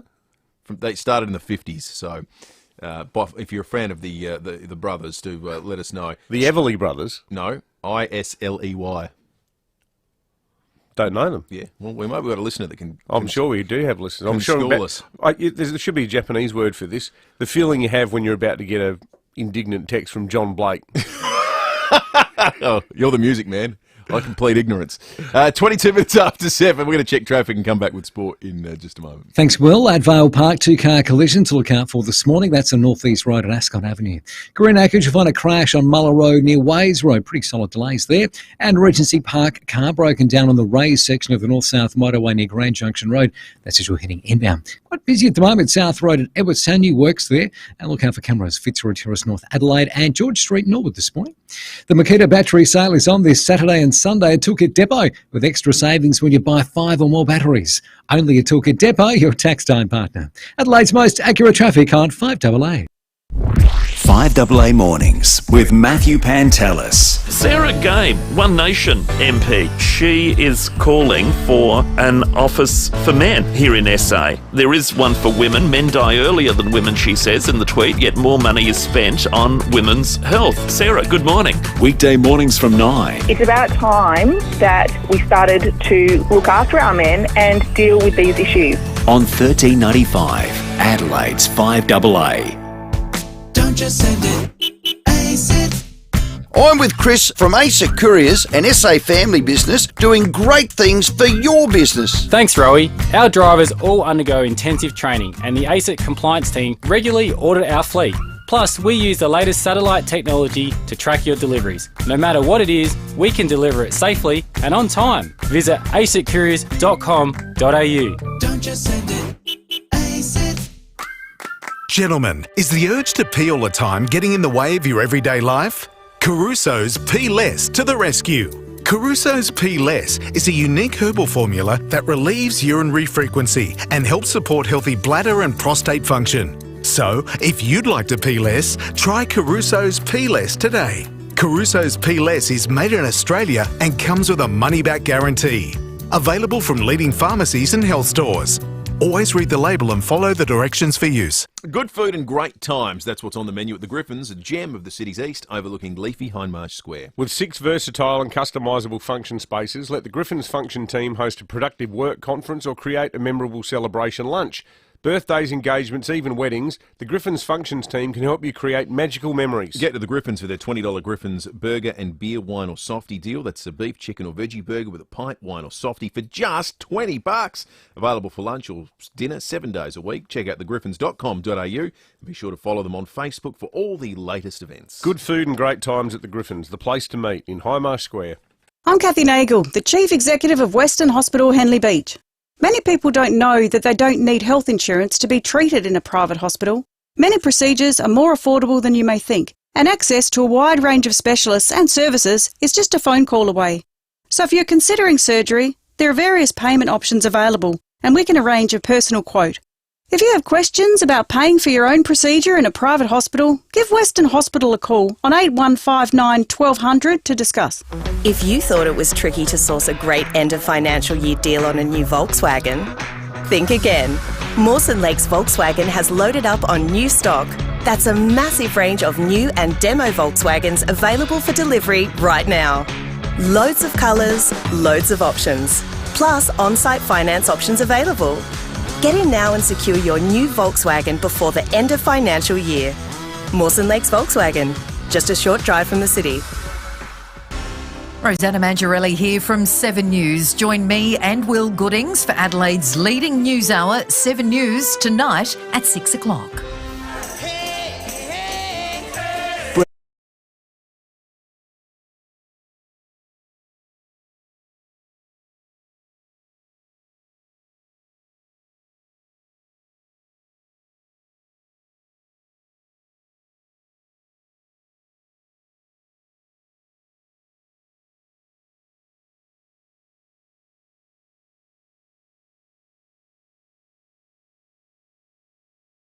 We don't know anything about them.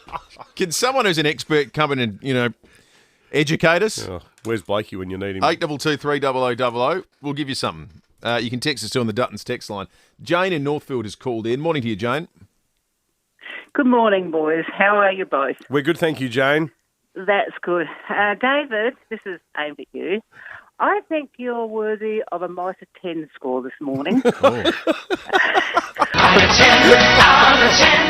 For that grass comment that you made about Port Adelaide, you obviously realise I'm a Port Adelaide barracker. Yeah.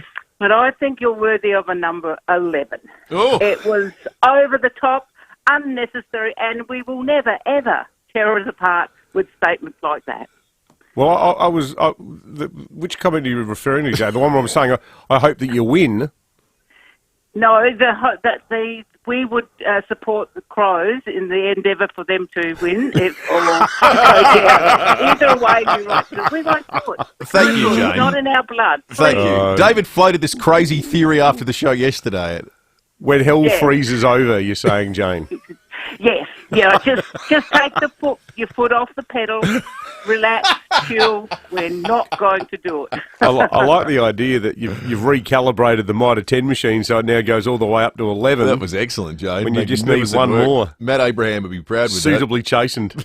Thank you. Let's talk sport. I do love the fact, though, that Port people are so utterly pure, like Jane, that they don't want, even suggesting the fact that Crows people might be barracking for Port. It's like, you are not doing that. I think it goes both ways. For the perfect meal, head to a Barrow Hotel, the Albion Birkenhead Tavern, Excelsior, or Sundowner in Whyalla. Last night, Rowie was sounding off about James Sicily getting 3 weeks for a tackle that won him a free kick. I think the AFL's jumped the shark. The lawyers win, CTE wins, the class action players will win because they all get huge payouts.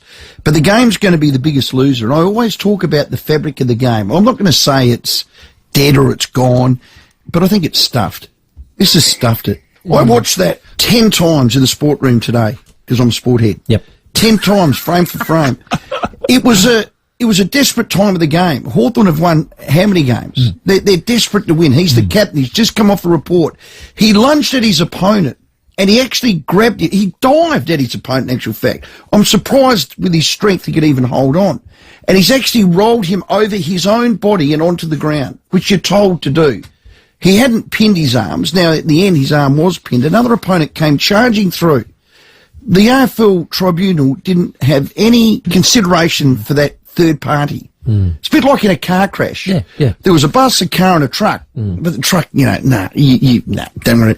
Come off it. And he got 3 weeks. A dude ran through Aishi, knocked his headband 50 metres away, concussed him and got what? Well, it's 3 not 3. weeks. He's challenging it, though. Yeah. But got 3 weeks. Yeah, I know. Same 3 penalty. weeks Same for penalty. a tackle. I don't know what more can be said. The weird thing, too, is like the sort of chain of command where it's like the MRP, it's the tribunal, like there's so many different sets of eyes looking at these things. But, the fact that he gets a free kick and that the coach and the commentators in real time are going, Sicily, that's a brilliant tackle. Like, it's something that historically has actually been applauded. Now they're tying themselves in knots. I always found the is the bump dead debate the most boring, tiresome and repetitive discussion in football. We've quickly moved to the is the tackle dead debate. What's footy going to look like at this rate? It's going to look like touch football. Yeah. It's Well, I mean, I would have thought that's just hyperbole. Barley's, It's you're it. It's You're heading it. that way. Texas. More on the sports show tonight. For the perfect meal, head to the Barrow Hotel, Albion, Birkenhead Tavern, Excelsior or Sundowner in Wales. Southgate GWM is overstocked and all vehicles must be cleared. All models, all colours, priced to clear. Make an offer. Don't buy anything until you speak to Southgate GWM. Just 25 minutes from the CBD. Only at Southgate GWM. LVD 152780. This is Adelaide's 5AA. A possible shower in 17 with the 7:30 news. I'm Kendall Brettig. Complete windscreen supply and fit, front, rear and door glass. Proudly South Australian since 1976. The Malinauskas government will hand down its second state budget today. More from Melasha. Treasurer Stephen Mulligan will be front and centre today. He'll deliver the state budget and will be seeing red when it comes to the bottom line. The surplus promised last year and at the mid-year budget review has actually turned into $250 million deficit. Healthcare is set to be the centrepiece of the economic blueprint and has been the feature of many pre-budget announcements in the past fortnight. The government under pressure to deal with the ramping crisis. Cost of living support is an area the Liberals will be looking at closely, as well as a commitment to road maintenance and infrastructure projects like the North-South Corridor. There's been a slight drop in the number of jobs being advertised. Data from SEEK shows a 0.6% fall in May or a 22% drop over the past year. The latest employment figures will be released this morning. Australia's most decorated living soldiers touched down in Perth as he considers an appeal in his landmark defamation case. Mia Edgerton-Warburton's there. He's managed to largely avoid the cameras since the landmark defamation judgment, but last night his luck ran out. 9 News there as Ben Robert-Smith touched down at Perth Airport, getting off a flight from New Zealand and facing the music in the state he grew up in. The former SAS soldier speaking for the first time about the judgment that found media outlets had proven the truth of allegations of war crimes, murder and bullying, telling 9 News it was the wrong outcome and he was considering an appeal. He also claimed he was proud of how he acted while serving overseas and was not a war criminal. The disgraced Victoria Cross recipient still with admirers, onlookers thanking him for his service before he was picked up by a friend and whisked away. The government's confident the culture is improving in Parliament House despite fresh sexual assault allegations. Independent Senator Lydia Thorpe has used parliamentary privilege to accuse Liberal David Van of sexual assault and harassment. She's since withdrawn the remarks and Senator Van says they're not true. Australian and international authorities have foiled a crime syndicate's plot to send $1.7 billion worth of methamphetamine to Melbourne. Isabella Stashkovsky reports. This is one of Australia's biggest ever drug busts. $1.7 billion worth of methamphetamine stopped from going from Canada to Melbourne. It's the equivalent of 19 million hits of what is a highly addictive substance linked to weekly overdoses. The meth was hidden in canola oil bottles, and now, as a result, 6 men have been arrested. 2 could be facing life behind bars. A 38-year-old said to be the ringleader with alleged connections to Canadian crime groups, and a 32-year-old accused of using his position in logistics to try and bring the drugs over, while 4 other men aged between 19 and 51 allegedly tried to purchase the drugs. Opioid-related deaths in Australia have increased by 14% since 2000. The new data from Medical Aid has revealed we now rank 3rd behind the US and Canada for the highest number of overdose deaths. There's a push for more states to establish a protection unit to stop older Australians being taken advantage of. South Australia is the only state to have an adult safeguarding unit, which focuses on helping those experiencing elder abuse. Senior Australia's Chief Advocate Ian Henschke says the US has adopted a similar measure. One state has now got an adult protection unit, so they're starting to move towards that system they have in America where you have dedicated people that actually specialise in this area. In all states and territories, elder abuse is a crime. Now turning to 5AA Sport. It's nearly tax time. Act now for immediate delivery on Mitsubishi Triton from Agostino Mitsubishi, Nailsworth and Elizabeth. And a big game at the Adelaide Oval tonight, Tom Wren. A huge game, isn't it? Going to be caught on 5AA as well, Kendall. Cannot wait. Geelong in town ahead of that blockbuster clash against Port Adelaide at Adelaide Oval. And they've been boosted, the Cats that is, by the return of skipper Patrick Dangerfield along with veteran Mitch Duncan and midfielder Max Holmes. The Power have made just the one change, with defender Lockie Jones coming out of the side with a fractured jaw, and he'll be replaced by Ryan Burton. Still no room for Tom Jonas, the skipper. That's despite a strong effort for the Maggies in the Sandfall. Let's stick with footy, and former Crow skipper Rory Sloane admits there is confusion and there needs to be more clarity for players surrounding tackling. Hawthorn captain James Sicily has announced he will appeal a 3-game suspension he was given for a tackle on the weekend on Brisbane's Hugh McCluggage. Sloane telling Rowie and Timmy G it's hard to keep up as players. We don't want to see head injuries and concussions in our sport, so we've got to look after the head. But then there have been the ones where you're scratching your head going, well, I don't know what more players can do in a tackle, because you're making decisions very quickly. Well, on the eve of the first Ashes test, South Aussie Travis Head has moved up to 3rd on the ICC's test batting rankings. It completes an all-Aussie top 3 behind Marnus Labuschagne and Steve Smith. And PGA Tour Commissioner Jay Monahan is stepping away from day-to-day operations to recover from a, quote, medical situation. He's currently being hammered by players and fans following the announcement of a merger with the Saudi PIF, prompting calls for him to resign. And that's the 5AA Sport. Now to the traffic. Worried about cheap insurance? Who offers great value cover you won't regret? Amy does. Before buying insurance issued by Amy, read the PDS and TMD at amy.com.au and consider whether it's right for you. Look out for a smash this morning at Vale Park. It's on North East Road near Ascot Avenue. Got a few delays inbound at the moment. Greenacres, another collision there. Muller Road near Wades Road. And a Regency Park. Got a car broken down on the Rays section of the North-South Motorway, just near Grand Junction Road as you're heading outbound. Quite busy at the moment, South Road at Edwardstown, with cameras this morning. Harrow Road, College Park, and High Streets at Wollonga. The Optus end of financial year sale is now on. Epic business deals on phones, internet and mobile plans. Visit Optus before June 30. Great business starts with yes. T's and C's apply. Adelaide's most accurate traffic on 5AA. A possible shower and 17 the top today. Sunny tomorrow, 18. Showers developing on Saturday, 16. And showers and 15 for Sunday and Monday. At the moment, 11. More news as it happens on 5AA.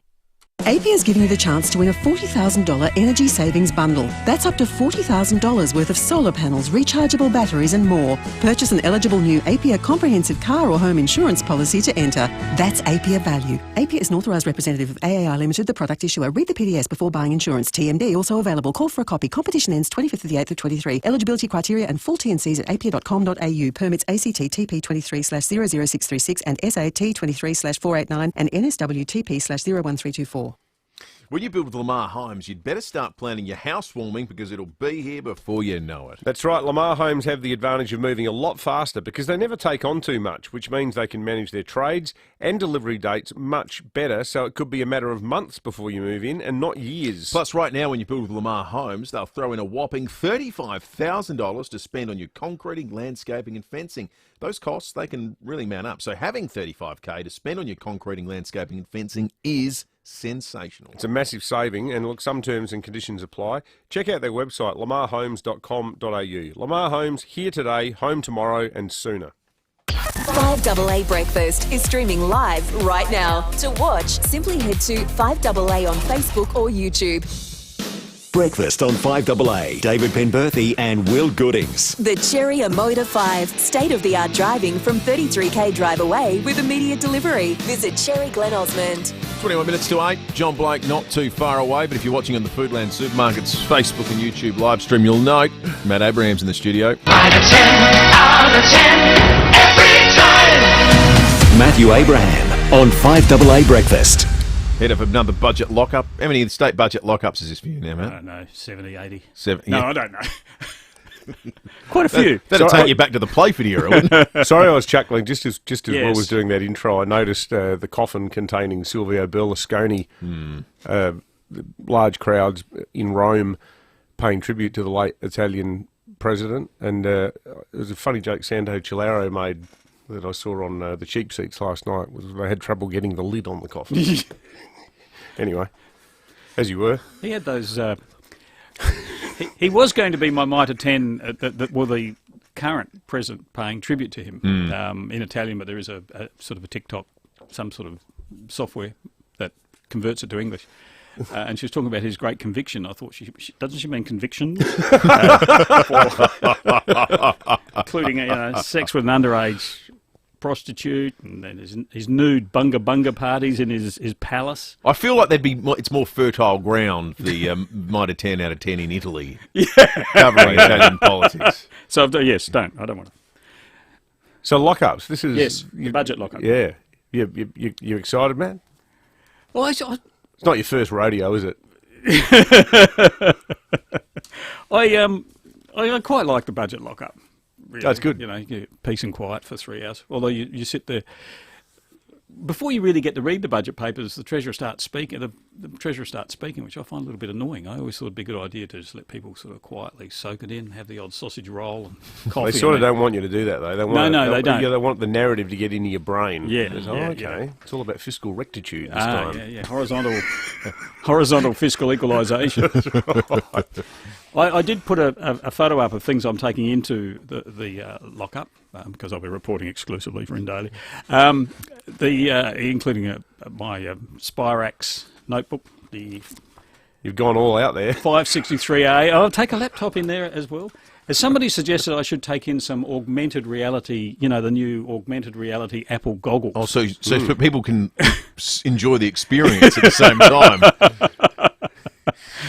But anyway, it's interesting. We've seen this week, the last 2 weeks, but really for the last 7 days, I suppose, the government doing, it's just pattern now, isn't it, of when we look at spin, the government just rolling out day after day after day a good news announcement, or more tipping buckets and buckets and buckets more money into health, for instance. It makes you wonder what is going to be the focus today then. Like, is there one big thing in it that they haven't revealed yet, or are they trying to create this sort of, do they want the whole story to be, we are channeling all this money into health? Was our key election promise was to fix ramping and fix the public hospital system, or is there's something else in there? Well, the only thing that that would be bad news would be some form of new tax, increased tax, but they've said they won't do that. They've sort of ruled that out in the last few days. They also now roll out the bad news as well, because they don't want that to be the focus of the day. So I did like the Tiser's headline, missed it by that much. It's a Max Smart line,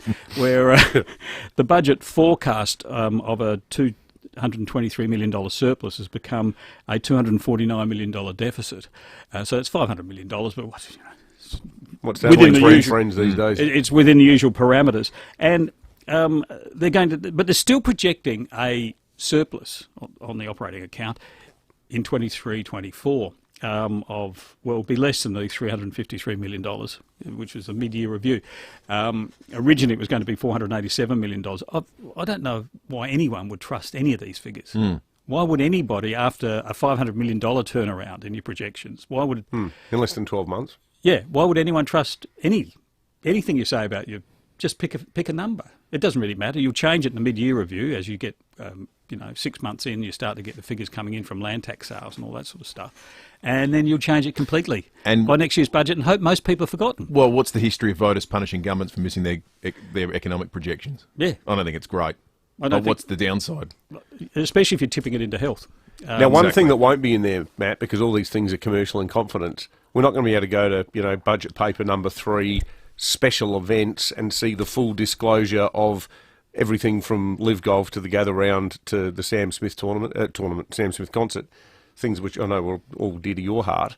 Do you think the Libs are on a winner with Party Pete? Or is it a juvenile stunt? Poolside Pete. What? Poolside Pete. Poolside Pete. The fact that you called him Party Pete would suggest the stunt hasn't cut through. Or maybe it has. Maybe. It has.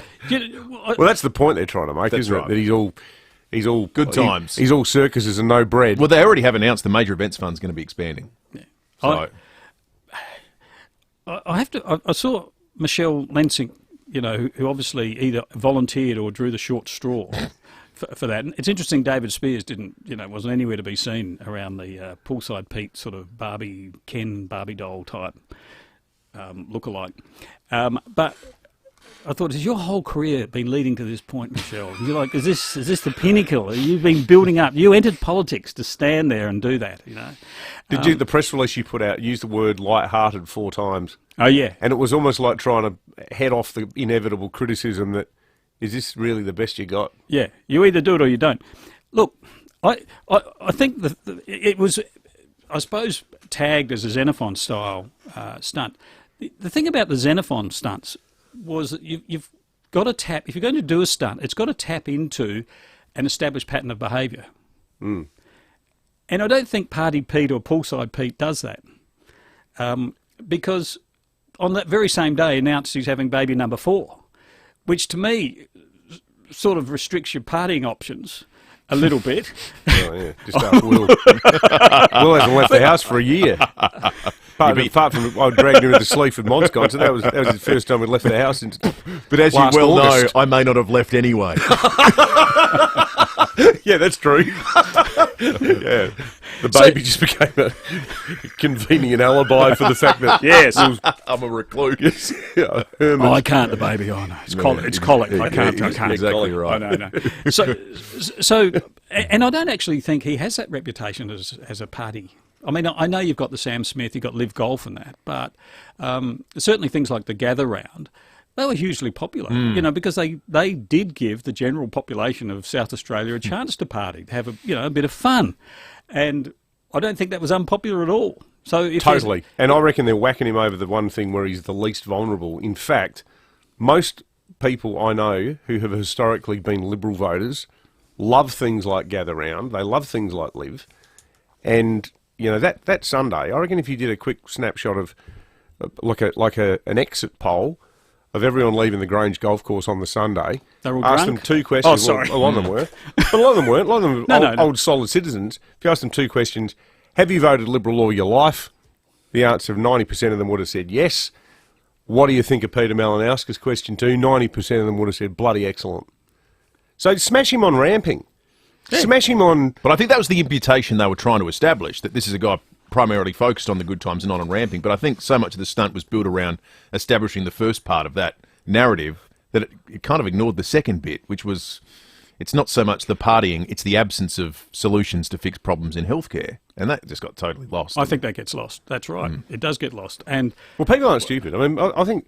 You know, most of our listeners and most people who read the Times and read your in daily stuff, Matt, like people get that there genuinely is an economic benefit from a lot of this stuff. Certainly Gather Round. Yeah. That's going to endure. It's changing the perceptions of the state. But the broader point is you've still got a day job. And that's where, and I think this is why Ashton Hearn is doing such a good job, because she's just totally focused on nothing other than ramping. Which a lot of Libs wanted to sort of crab walk away from that. I don't see why. It's obviously the government recognises it as its main weakness. Ramping is its weakness. It's tried to wriggle out of it, but it can't. It promised to fix ramping, and it hasn't fixed it.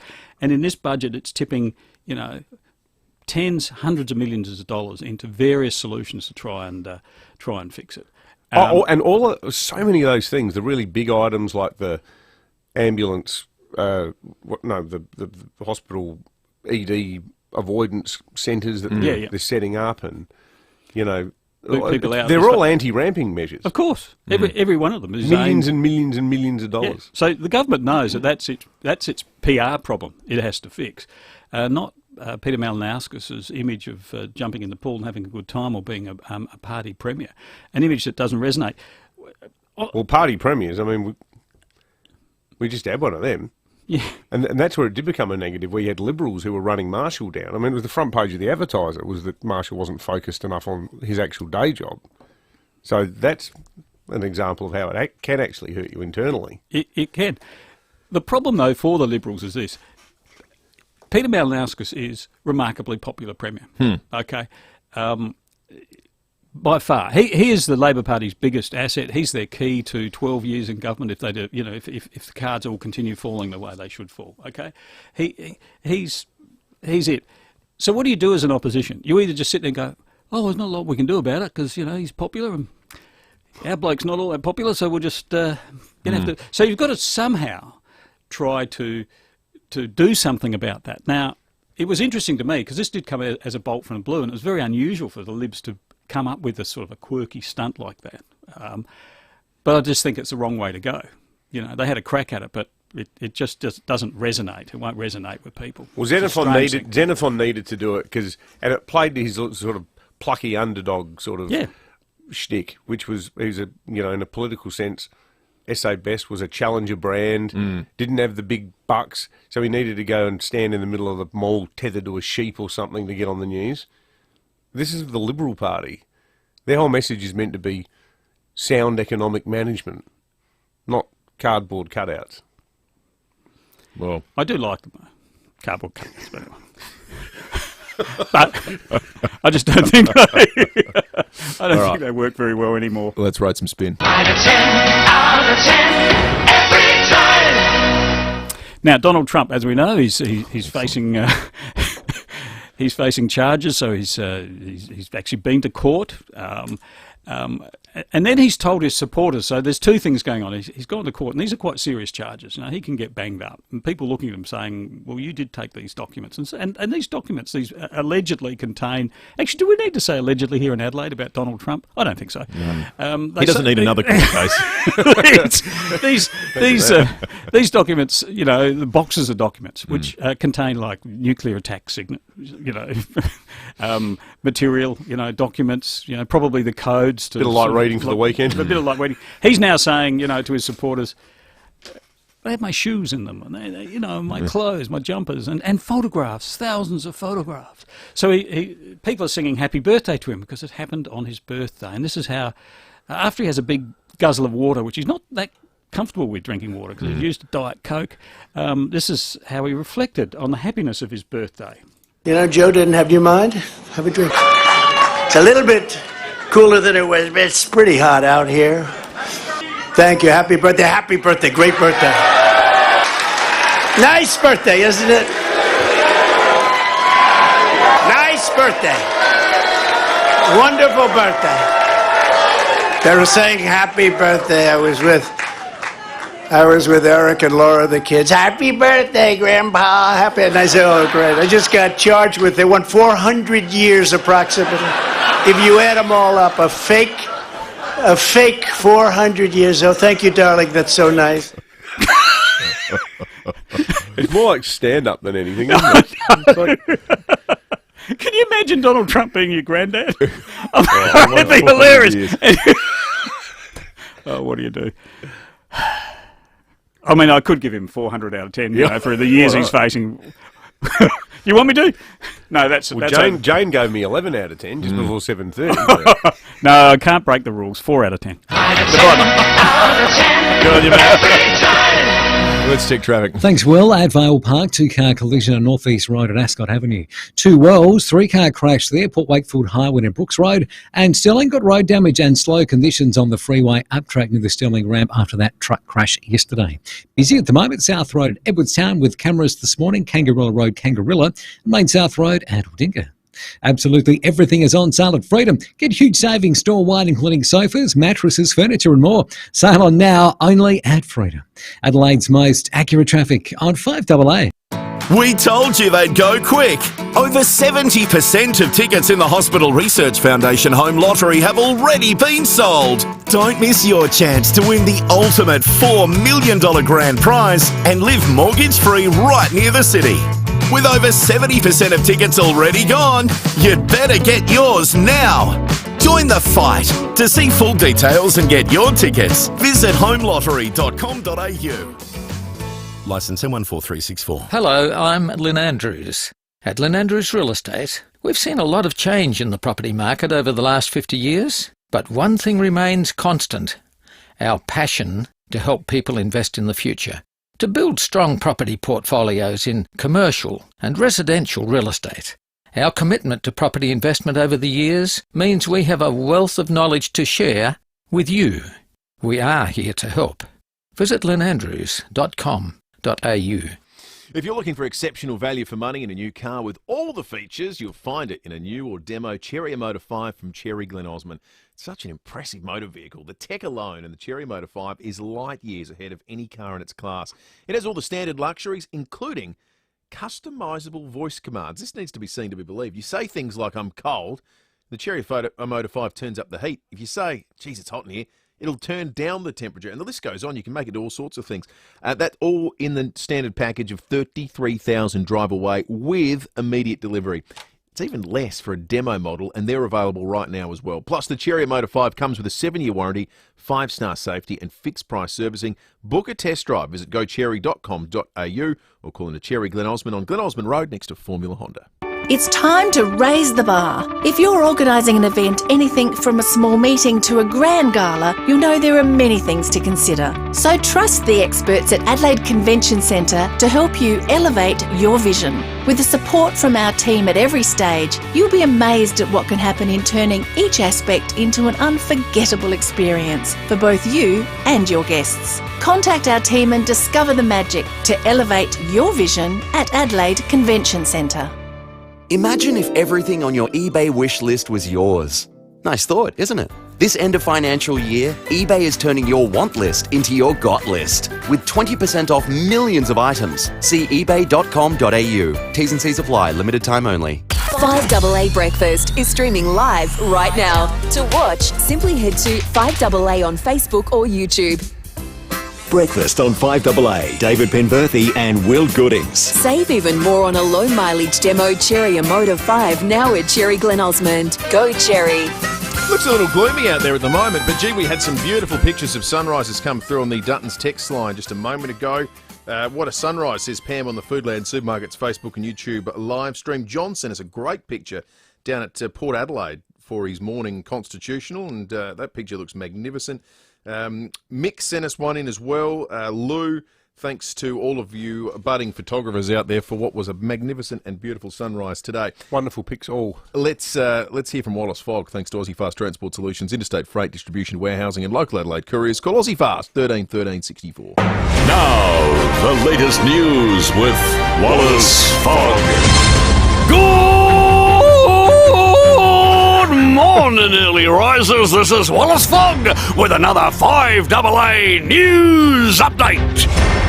The world is still going crazy over artificial intelligence after it was announced that a new Beatles song will be released with John Lennon's voice added to it using AI.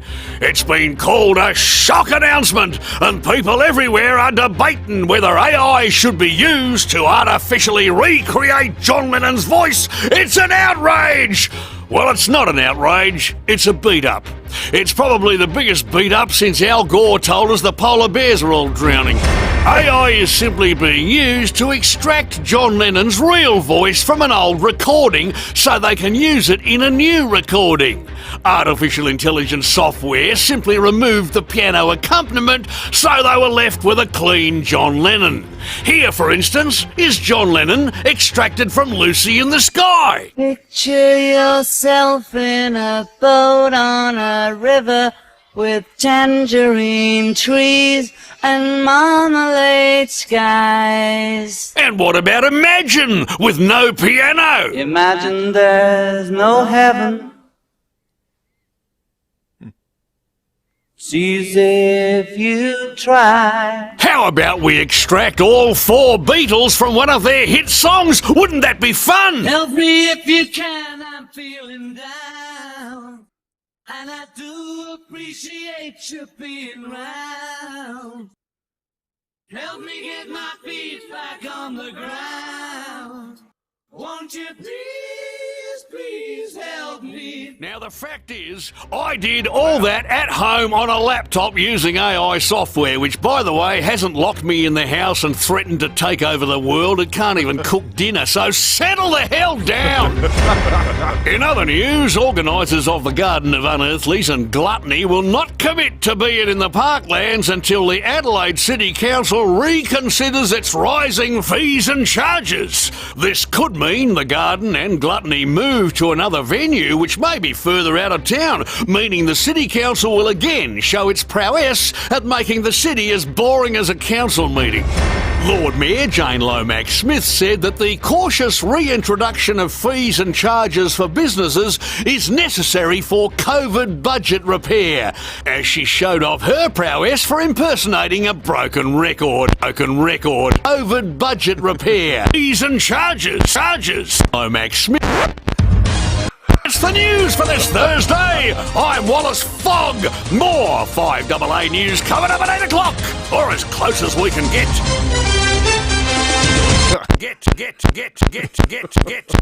Oh dear, Wallace is broken. More from John Blake coming up after 8:30 when we go behind closed doors. Online, on DAB Digital Radio, and on 1395 AM. Talking Adelaide. This is Adelaide's 5AA. A possible shower in 17. With the 8 o'clock news, I'm Kendall Brenty. Chipped windscreen? Complete Windscreens can repair it from just $99. Look for the big red koala. It's a big day for the State Treasurer. This afternoon, Stephen Mulligan will hand down the state budget, his second as the Malinowskis government's Treasurer. Health is set to be the centrepiece, but he says relief for hip pocket pain will also feature. We are doing the important work of managing the finances of the state responsibly. We're not dialing up taxes, and we're making sure we're providing cost of living relief to those people who need it the most. Shadow Transport Minister Vincent Tarzia says with our rising road toll, there also needs to be spending on our roads. The opposition wants to see meaningful investment to tackle South Australians' road safety, but also infrastructure concerns.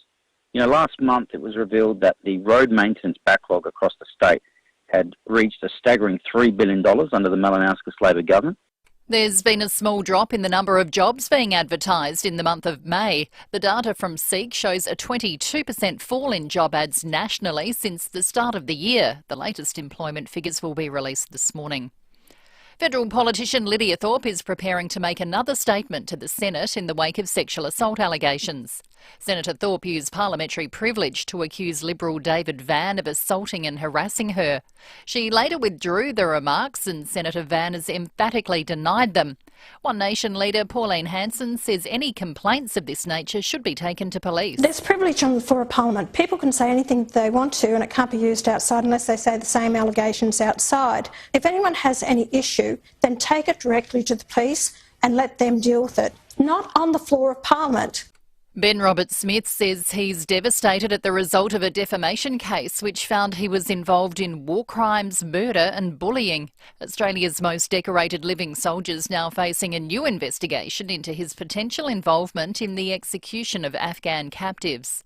Robert-Smith has touched down back in Australia, telling reporters an appeal's been considered and he has nothing to be sorry about. I'm devastated with the result. It's a terrible outcome and it's the incorrect outcome. Well, we haven't done anything wrong, so we won't be making any apologies. Are you proud of how you behaved when you served Australia? Of course I am. A man's been arrested in Salisbury Downs after a high-speed chase overnight. Police tried to stop the driver at Gulfview Heights, but he sped off, allegedly doing 120 k's in a 60 zone.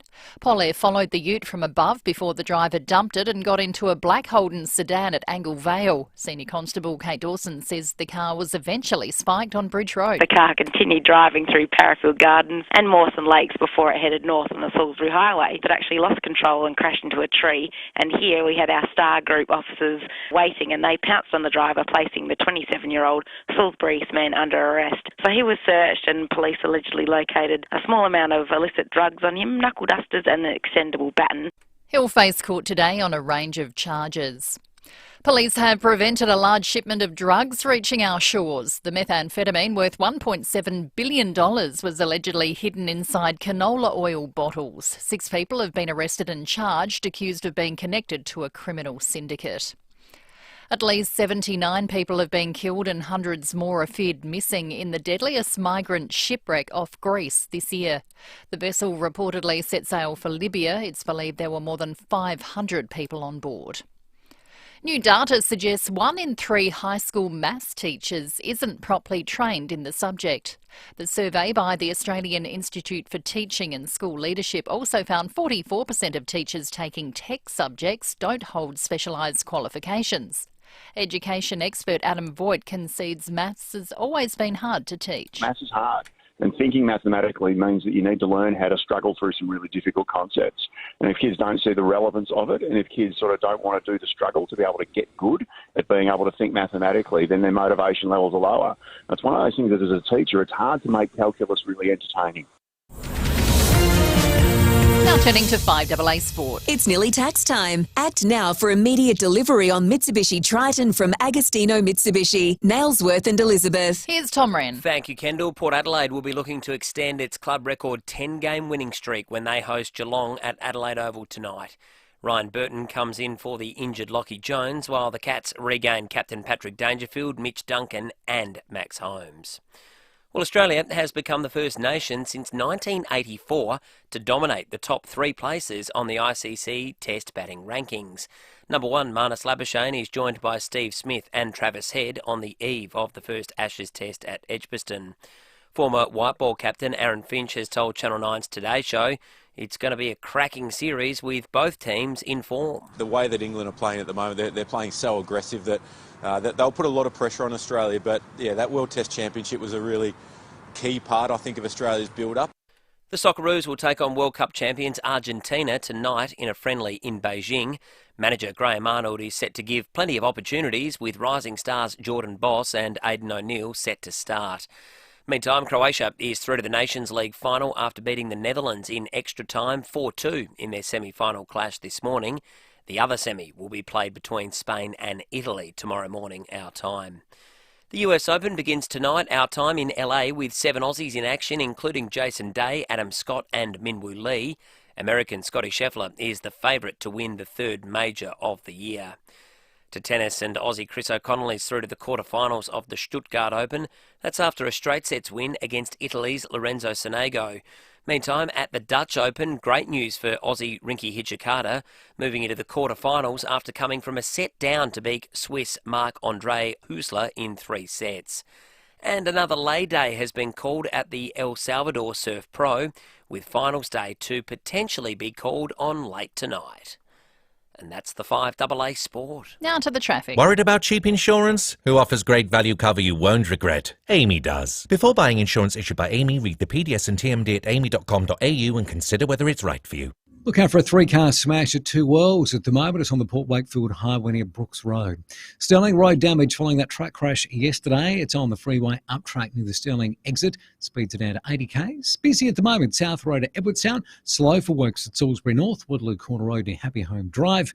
And look out for cameras this morning. Kangarilla Road, Kangarilla, and Main South Road at Aldinga. Bob Jane T-Marts have a great deal for you this June. Head down to your local T-Mart and get 30% off a large range of selected Kumo when you buy 4 tyres. They'll look after you. T's and C's apply.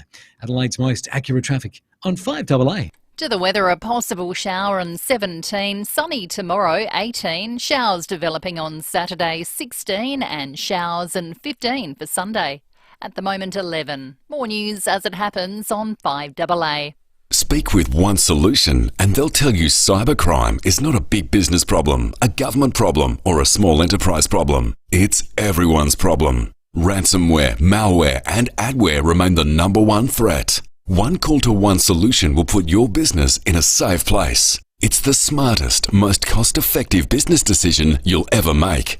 Get in touch with One Solution, winner of the National Telstra Customer Experience Award. onesolution.net.au. Need a forklift? Don't just get a forklift, get a Toyota forklift. Toyota is the world's #1 forklift brand, with a great range of pallet jacks, walkie stackers and reach forklifts, right up to their leading Toyota counterbalance forklifts. Legendary reliability and safety with cleaner, greener electric options. Toyota can tailor the right forklift solution for you. It's all part of the Toyota Forklift Advantage. For more, visit toyotamaterialhandling.com.au. Get a Toyota forklift.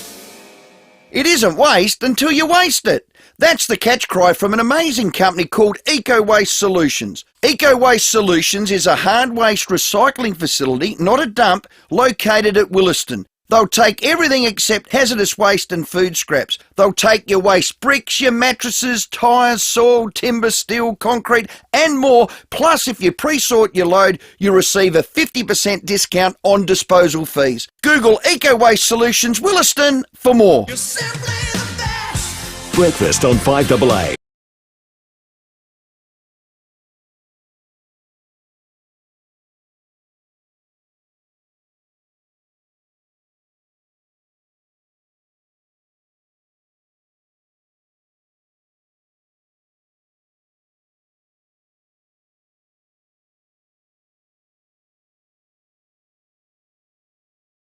Started there, so hopefully the sign of good news in the US means good news and better things to come here in Australia. That said, there are sometimes some pretty unique inputs into the inflation equation, and one such in Sweden, which is being owed to a major pop star. We'll reveal who shortly. In Sweden? In Sweden. And Is it ABBA?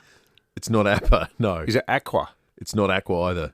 What are they, one song? Is it The Hives? They're from Sweden. No, it's actually none of the bands are from Sweden. The artist is not from Sweden. Okay. They'll give you some in. Also, we're going to talk chicken salt. Michael Smith, we're going to flash back to the... I can't stand that stuff. Are you serious? I hate chicken salt. Oh, I just... How did it become a thing?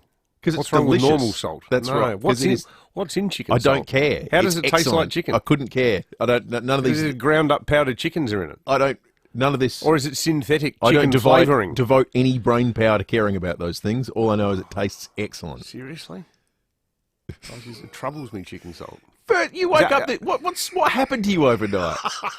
Bert, you're suggesting... I wake up, ate chicken salt and I'm barracking for port Yeah, this you're evening. going for port. You're telling Crows people they should go for port. You're railing against chicken salt. Never liked it. You need to lay down. Yeah. Time for breaking it. Hopefully going to have a quiet kip this afternoon during the budget lockup. Hey, today's Breaking at 8 is about the budget. Starts by being about the Victorian budget. Now, Dan Andrews, he spent the past couple of months making the fatuous claim that Victoria is the lowest taxing state in Australia. Well, last night he got his comeuppance courtesy of 9 News in Melbourne, which had a really good story. And damningly for Andrews, the data in it was actually, the numbers were crunched by Victoria's own Treasury Office. It's actually found that Victoria is the highest taxing state in Australia, with Victorians paying on average $5,073 a year per person. Then you go through the state-by-state comparison, and it actually ends up painting a really good picture for South Australia. New South Wales is second, 4,707. WA third, 4,115. Then Queensland, 3,667. SA, the lowest mainland state, at 2,970. Wow. And then Tasmania is the cheapest, as you'd sort of expect, 2,900. Now, in terms of all of the discussion around the Malinowskis government's pre-election promise of no increase in taxes, no new taxes, as Matt Abraham said before, it's our understanding, based on what the government's been saying publicly, that they are going to honour that promise today. With payroll, though, this is where it gets really interesting. And remembering, too, that even though they're a Labor government, Malinowskis, before he went into politics, he said there shouldn't be any payroll tax ever because it's a tax on jobs. Sadly, he no longer holds that excellent view that he's encumbered with the reality of governing. But we should remember that it was actually Tom Koutsantonis who made some significant tax cuts when he was Treasurer all those years ago. Now, our understanding is that payroll today is going to stay exactly the same. Now, this potentially could put SA... I know we're talking about setting up new trade offices overseas. We should set one up in Collins Street because business... And the Victorian Treasurer, Tim Pallas, he was speaking at a business breakfast the other day where when he made the claim that they're the lowest taxing state in Australia, people in the room just erupted in laughter about it. There's a big opportunity for us as a lower wages state, cheaper commercial rents, all of that, to actually really start going after investment out of Victoria. Because from July 1 over there's 4,000 businesses that have a payroll of $10 million who are going to be hit with payroll tax increases. Because the last Victorian budget jacked up taxes on real estate investments and on payroll. Now, these businesses, they've got payrolls of $10 million. Now, if you've got a payroll of $10 million, that means you're like a big suburban pub. It doesn't mean you're Microsoft. Like, if you've got 50 or 60 staff, that puts you in that category. So the fact that we are going to have zero tax increases means that the government has a good economic story to sell to the business community, where its stocks are still surprisingly high, given that it's a Labor government. One thing to look out for, though, particularly in the health space, is there's a big campaign that's just been launched by the College of General Practitioners about a payroll tax change out of New South Wales, where tenant GPs now have to pay payroll tax as a result of a court judgment in New South Wales. A live question is the state government here going to start doing that too? Because the GPs are saying that if that happens, nearly 1 in 5 practices reckon they're going to be closing their doors. Now, if they do that, that could be a headline moment in today's budget, because it could undo all the other work they're doing to encourage and support GPs here in South Australia. But overall, the tax message is a good one for business, and anyone who's running one in Victoria and is sick of living under near communist rule might start looking west for a more amenable business environment. I like the trade office in Collins Street's not as silly an idea as... It's a great idea. It's a great idea. I mean, Apple and Google don't have their headquarters in Ireland because they like the weather. The weather's terrible there most of the time. You know. Well, you look. There's a reason they've chosen to be there and not New York City. What made Texas London or... the success that it is? Exactly. People don't live in Texas just because they like, dry heat and brisket. Like, Texas is an economic powerhouse because it's got the lowest taxes in the United States. Singapore, like the world's full of these sorts of examples of places that have said, Delaware? That's our business model. Delaware? Yeah. There's a huge opportunity. And we're comparable to those places because we're sort of small. Cost of living's low. Yeah. Relatively speaking, cost of commercial space, cost of residential space. It's all low. Big opportunity. Most certainly. All right, let's have a look at, speaking of economics, what's going on in the United States, because this is actually a big story that will frame a lot of the conversation, I suspect, across the day and in the coming weeks about what the RBA might do next and what it means about the next 18 months and 2024 and when rates might start to get cut. The Federal Reserve overnight announced a pause to interest rate hikes, leaving the cash rate there at 5%. Remember, here it's at 4.1%. It comes on the back of the latest inflation data suggesting it has fallen to 4% in the United States year on year. They've had 10 consecutive rate rises, fastest pace in the United States seen since the 1980s. Here's a little bit of the Federal Reserve head, Jerome Powell. We understand the hardship that high inflation is causing, and we remain strongly committed to bringing inflation back down to our 2% goal. Price stability is the responsibility of the Federal Reserve. Without price stability, the economy doesn't work for anyone. In particular, without price stability, we will not achieve a sustained period of strong labor market conditions that benefit all. Since early last year, the FOMC has significantly tightened the stance of monetary policy. We have raised our policy interest rate by 5 percentage points, and we've continued to reduce our securities holdings at a brisk pace. We've covered a lot of ground, and the full effects of our tightening have yet to be felt. In light of how far we've come in tightening policy, the uncertain lags with which monetary policy affects the economy, and potential headwinds from credit tightening, today we decided to leave our policy interest rate unchanged and to continue to reduce our securities holdings. They were at 9.1% in June last year, now down to 4% for inflation to May. Now, you might say, why do we care about what's happening in the United States? The reason we care is, well, the first time we knew there was a problem for our economy was when they had to start hiking rates in the US because inflation was on the march there. So, under the AUKUS deal, can we get their Reserve Bank governor? Straight job swap. I think possibly. Yeah. No, I think how it works is we actually get a Reserve Bank governor that they're sort of done with, that they've used for a number of years, and they've just recently retired. We pay them billions of dollars and get that one for a little while. Yeah, right. While they build new Reserve Bank governors. So that's some good news. That's some good news out of the United States. We hope for the trajectory of the Australian economy and the inflation battle that we're fighting here at the moment. In Sweden, this is phenomenal. And this actually is a story a little bit about the inputs into this data rather than the overall picture. But they had this big inflation figure that they weren't expecting for May, 9.7%. And the biggest contributor were rising prices for hotels and restaurants. Hotels and restaurants. Well, what happened in this last period that rose the desire for people to have access to hotels and restaurants and so forth? Michael Grahn, an economist at Danske Bank, says it was Beyonce. I wanna go where nobody's been.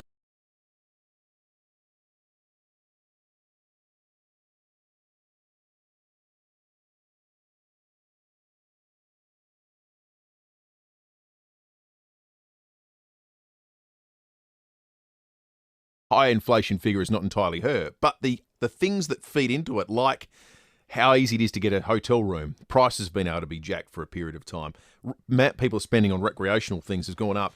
That is partly because the exchange rate between the US and Sweden being such that there's a whole bunch of Americans that have gone over to follow her around and be on the tour, and they've driven up the price of all these sorts of discretionary spends in Sweden, just for a very small period of time. But she's playing to 46,000 people over 2 nights, and it's been an inflation input into the country. They've seen it in the data that visit. That's staggering, isn't it? Yeah.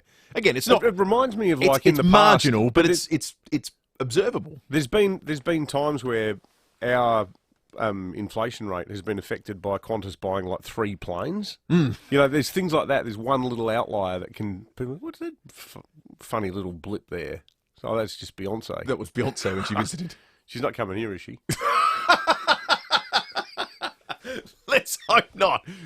The one concert we're happy to miss in Adelaide. Exactly right. All right, let's check traffic. When we come back, we're going to be talking with Michael Smith in his excellent flashback segment. G'day there, 82 Well. We've got a 3-car crash on the Port Wakefield Highway near Brooks Road. Stirling Road damage following that truck crash yesterday.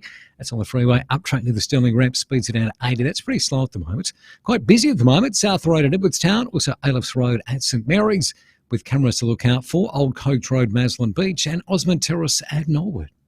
A massive $502 million could be yours with the USA Power Lotto. Hurry, draw closes in less than 2 hours. Grab your tickets now at lotteryoffice.com.au. Adelaide's most accurate traffic card, 5AA.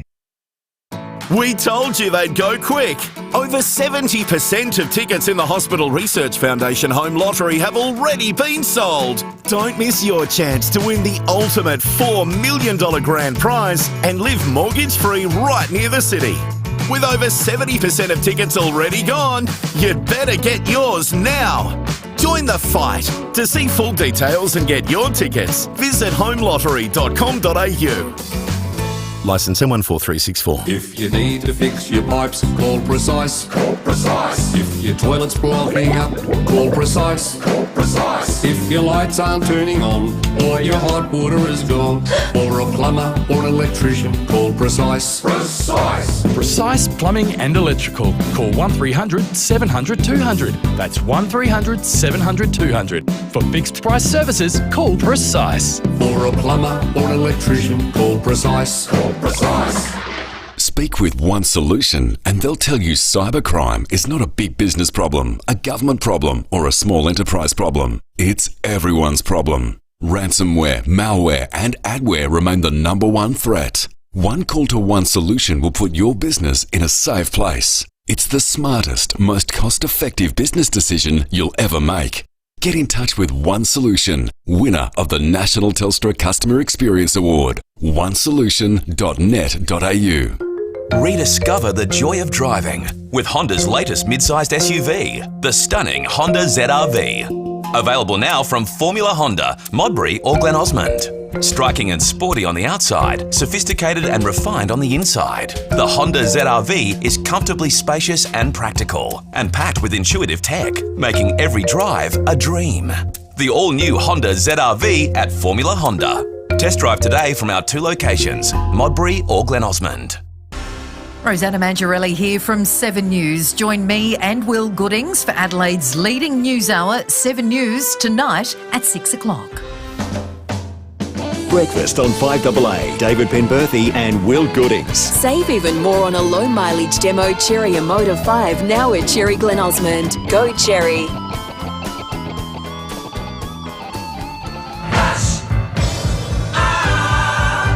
It's time to flashback with Michael Smith.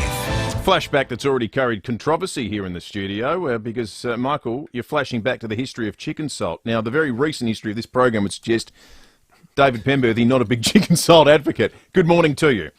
Yes, good morning, Will and David. I heard that. I was wondering whether we should be taking away your South Australian passport, David. How can you not like chicken salt? It's up there with the frog cake and Fritz and pie floaters are great. Next thing you'll be saying the double cup rolls are bad. Oh, listen, I'll eat all of that stuff. Bring it on. Next you'll be saying you don't like Maggie Beer's Quince Paste or Farmers Union Iced Coffee. What's wrong with you, son? I just don't understand it. It troubles me. How is it made? Where does it come from? Who invented it? Well, as I used to say on the Curiosity Show, I'm glad you asked. We know, of course, Matani is the most famous chicken salt brand these days, and they were the firm that sort of commercialised chicken salt, shake, shake, shake, and all that back in the 80s. But its origins actually go back 50 years to a bloke called Peter Brinkworth, who had a chicken shop with his wife Helen in Murray Street, the main street in Gawler. If you know Gawler, it's where the Java Hut is these days. And he was thinking about how he could get a commercial edge on his competitors down the street, go beyond just using salt and pepper to season his chickens. So he did a lot of tinkering in the kitchen and came up with this blend. I guess you could call it sort of the Colonel Sanders of Gawler. This special blend involved salt, glutamate, onion, garlic, celery, and paprika. He said the paprika was the key to getting that nice sort of golden colour on the chicken, and it wasn't long before word spread. Of course, chicken salt most popularly used on chips these days, but Peter says you should try it on steak. Have a listen to this. The best steak is a chicken salt steak. Get your steak out of the fridge and put chicken salt on like a rub and leave it for 10 minutes, turn it over and do the other side, and then cook it, and it's the best steak you'll ever have. That couldn't tempt you, David? Well, no, that actually makes sense, because when you hear the ingredients listed that way, it actually sounds like a lot of those American-style rubs that they put on the, beef and so on. I just find it a bit... It's the yellowness of it that freaks me out. And it tastes to me like crushed-up chicken stock cube. Oh, yeah, okay. It's interesting you mentioned the Yanks there, because they're actually making their own chicken salt now, giving South Australia credit for inventing it. And if you look at some of those online chef review channels, chicken salt's become really popular in the UK to the point where people are actually buying Matani chicken salt through eBay and Amazon to bring their chips and chickens to life over there. So it's gone from Gawler to the globe, if you like. Do we know whatever happened to the... Because we used to call it the chicken salt end. The southern end at Football Park had the chicken salt sign behind it. I wonder if anybody knows where that sign is. Would you like it for the backyard? That'd be good. Well, Will would. He's a big chicken salt guy. Probably put it in his front yard. Absolutely. Yeah, exactly. I'd love that down there in Grange. If you kick into the chicken salt end, that'd be tremendous. You could write "say no to 5G" on it as well, Will. I think it'd just become a rallying point for whatever local issues irritated people. Probably You were asking earlier, David, whether there was any chicken in chicken salt. Well, to quote Taz Matani, that's a bit like asking if there are any turtles in turtle wax. There are no chickens in chicken salt. Well, that's good. Thank you, Michael. Mystery solved. No chickens harmed in the making of this South Australian snack. Looking forward to that flashback on Sunday night, 7 News from 6 o'clock. Jane in Norwood is of your persuasion when it comes to chicken salt. David, she says, like eating stock powder. Yuck. Although that steak idea, that's got merit. Well, I suppose all these ingredients are sort of like the backbone of a lot of rubs. So that or fried chicken. You makes put sense. Garlic powder, onion powder on into the flour, crumb it up. 5AA News is coming up. We're going to be speaking with Matt Shervington, the new co-host of 7 Sunrise program after 8:30. Also, we'll bring you up to speed with a developing story out of Canberra. The Prime Minister's just held a press conference with regard to an announcement about Australia's relationship with Russia. That's next. What's the best thing about winter? Definitely the Bob Burns Blinds Winter Warmer Special. Get super cozy with up to 40% off. That's up to 40% off our entire range of curtains and blinds, including our energy-efficient window coverings. With Bob Burns Blinds, you'll get that quality show home look, and you'll save money on energy bills by trapping the heat in your home. Get set for winter now with the Bob Burns Blinds Winter Warmer Special. Book your free measure and quote at bobburnsblinds.com.au. You've decided to build? It's exciting stuff. When you've found land, it's a good idea to get advice on what you can build on your new parcel of paradise. Get Steve from Beechwood Homes to take a look. There's no obligation, and you'll get a great understanding of what's possible. Sloping block, flat block, weird shaped block, or block on a cliff. Speak with Steve from Beechwood Homes for all the possibilities. Life's good. It's even better in a Beechwood home. Google Beechwood Adelaide. Well, by now, everyone knows about Corby Continence products. Of course. Well, word was bound to get out. Leaks? Not a chance. Corby has scientifically designed leak guards. Ooh, effective? Well, had the US Army used them, we never would have heard of the Ecuadorian embassy. That's some protection. And if you're on a home care package or an NDIS participant, Cormy will give you a free trial pack worth up to $100. Oh. Just go to cormy.com.au. Steinborner Automotive in Gawler, Barossa and Clare has always been well worth the trip, especially with their end of financial year sale on all new, used and demo cars. There's over 120 commercials in stock of all makes and models, with the balance of factory warranty on selected models ready for delivery. Plus, they're offering an additional $1,500 trade-in bonus on all trade-ins. Head to one of Steinborner's 8 locations or visit steinborner.com.au. Steinborner Automotive. It's well worth the trip. This is Adelaide's 5AA. A possible shower on 17 with the 8:30 news. I'm Kendall Brettick. Complete windscreen supply and fit, front, rear and door glass. Proudly South Australian since 1976. It's State Budget Day. Mel Usher says the Treasurer will hand down his economic blueprint this afternoon. When it comes to the Malinowskis government's second state budget, health is the word. Billions will be funnelled into the health system as Labor tackle ambulance response times and ramping. Charities are hoping there's a helping hand for those doing it tough as the cost of living starts to bite. SACOS have welcomed previous announcements from the government regarding energy concessions, but are keen to see more relief. We already know what was originally forecast to be a surplus will in fact be a deficit of around $250 million. Treasurer Stephen Mulligan now looking to get the bottom line back in the black next year. He'll deliver his economic blueprint to State Parliament at 3 p.m. The Prime Minister says a proposed second Russian embassy near Federal Parliament is a threat to national security. A new law will be introduced to Parliament to cancel a lease agreement between the National Capital Authority and the Russian Federation. Anthony Albanese says the land's directly adjacent to Parliament House in Canberra. The government has received very clear security advice as to the risk presented by a new Russian presence so close to Parliament House. We're acting quickly to ensure the lease site does not become a formal diplomatic presence. Liberal Senator David Van says he utterly rejects accusations he sexually assaulted and harassed independent Lydia Thorpe. Senator Thorpe made the sensational claims using parliamentary privilege and later withdrew her remarks. She says she'll make a further statement later today. Senator Van says the claims are just wrong. How someone can make an allegation like that against another person that is completely unfounded is... I have been in shock since, I think people who've seen the video would see how shocked I was at the time. It was just awful. Former SAS soldier Ben Roberts-Smith says an appeal is still being considered, but he's devastated a landmark defamation case found he was involved in war crimes. Australia's most decorated living soldier's flown back to Australia, saying he has nothing to be sorry about and he's proud of the way he served Australia in Afghanistan. A new investigation's been launched about his potential involvement in the execution of Afghan captives. Fresh concerns have come to light about the driver involved in the fatal Hunter Valley bus crash. Here's Gabrielle Boyle. It's been revealed teachers at a New South Wales school had raised concerns over the way Brett Button drove a busload of children days before a crash which killed 10 people and left many more injured. The principal of Greenpoint Christian College told 9 News the concerns raised were over a lack of attention while he was driving. Meantime, tributes continue to grow at the crash site and a vigil is set to be held tonight to remember those lives cut tragically short. A man and woman have been arrested in a stolen Suzuki at Ferryden Park this morning. Senior Constable Kate Dawson says police followed the vehicle through the back streets before it parked in a driveway in York Street. Patrol surrounded the car and arrested the driver, a 36-year-old man, and his passenger, a 31-year-old woman.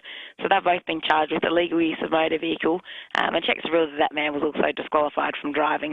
The vehicle had recently been stolen from Fullerton.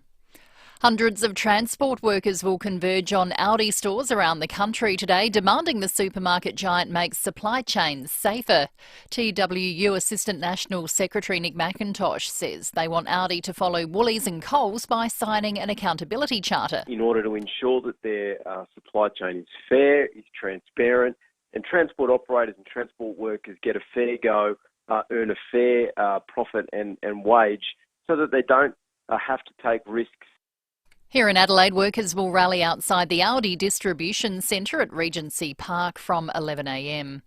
And at least 79 people are dead after a boat loaded with refugees and migrants sank off Greece. The Greek Coast Guard's rescued over 100 people, but hundreds more are believed to be missing.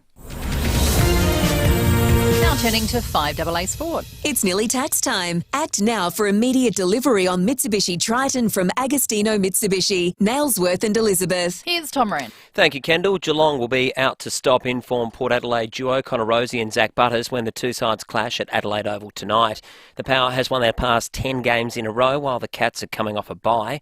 Cats coach Chris Scott says to get back Patrick Dangerfield, Max Holmes and Mitch Duncan means there'll be no easy ball for the Power mids. They are attacking, exciting players who we really respect, but we're pleased to get something like our A-grade contingent back. We think we're well placed to more than break even with those guys through the midfield.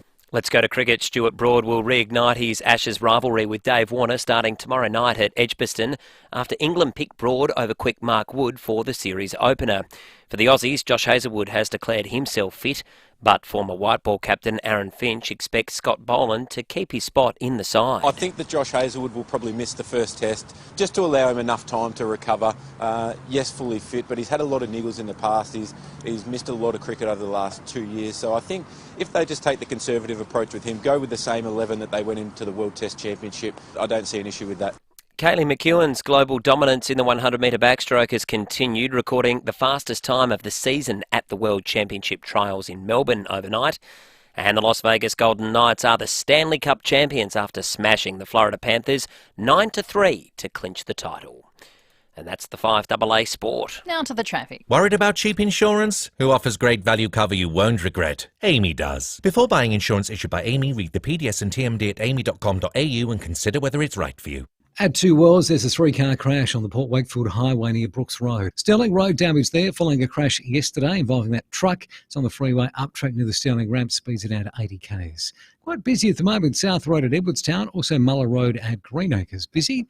And we've got cameras, Peacock Road in the city and Penfold Road at Roslyn Park.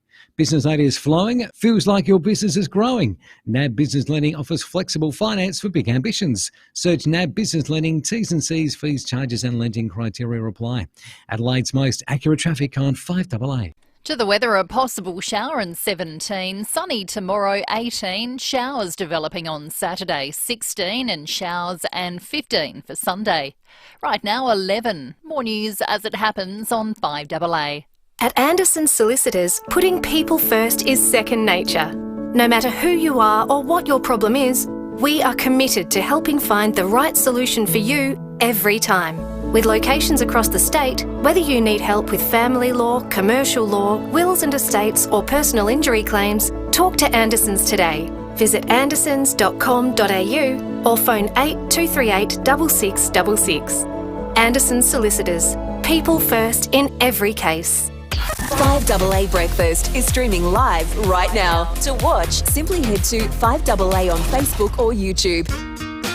Breakfast on 5AA. David Penberthy and Will Goodings. The Cherry Motor 5. State-of-the-art driving from 33k drive away with immediate delivery. Visit Cherry Glen Osmond.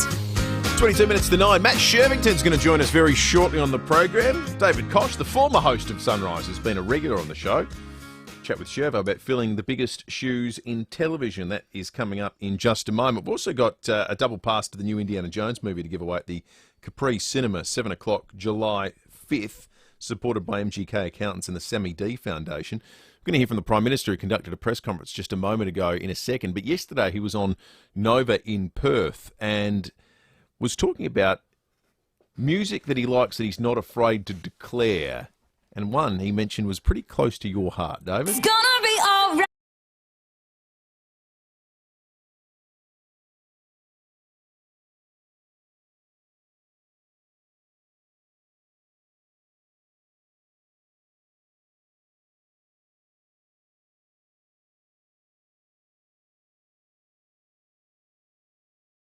This morning to declare a band or song that you're not afraid to declare that you like. Be brave with it. This could be your big chance to go public, Will, with your love of Charlene's I've Never Been to Me. Who is you know someone? What truth is? It's that little baby that you're holding in your arms. Someone make it bold. Be brave. Something you're not afraid to say that you are a big fan of. I've been undressed by kings 8223000 is the number. Done some things that a woman ain't supposed to do. Yours is Taylor Swift, obviously. You've said it a number of I times. know, I actually think she's empirically great. I don't think that there's anything daggy about Taylor Swift. Okay, I'll give you one. Barry Manilow is excellent. Barry Manilow. Okay, 822. I mean that. It's not some joke. Barry Manilow has written some of the great easy listening songs of all time. 8223000. Just declare one. You're not afraid to. What's yours? ELO.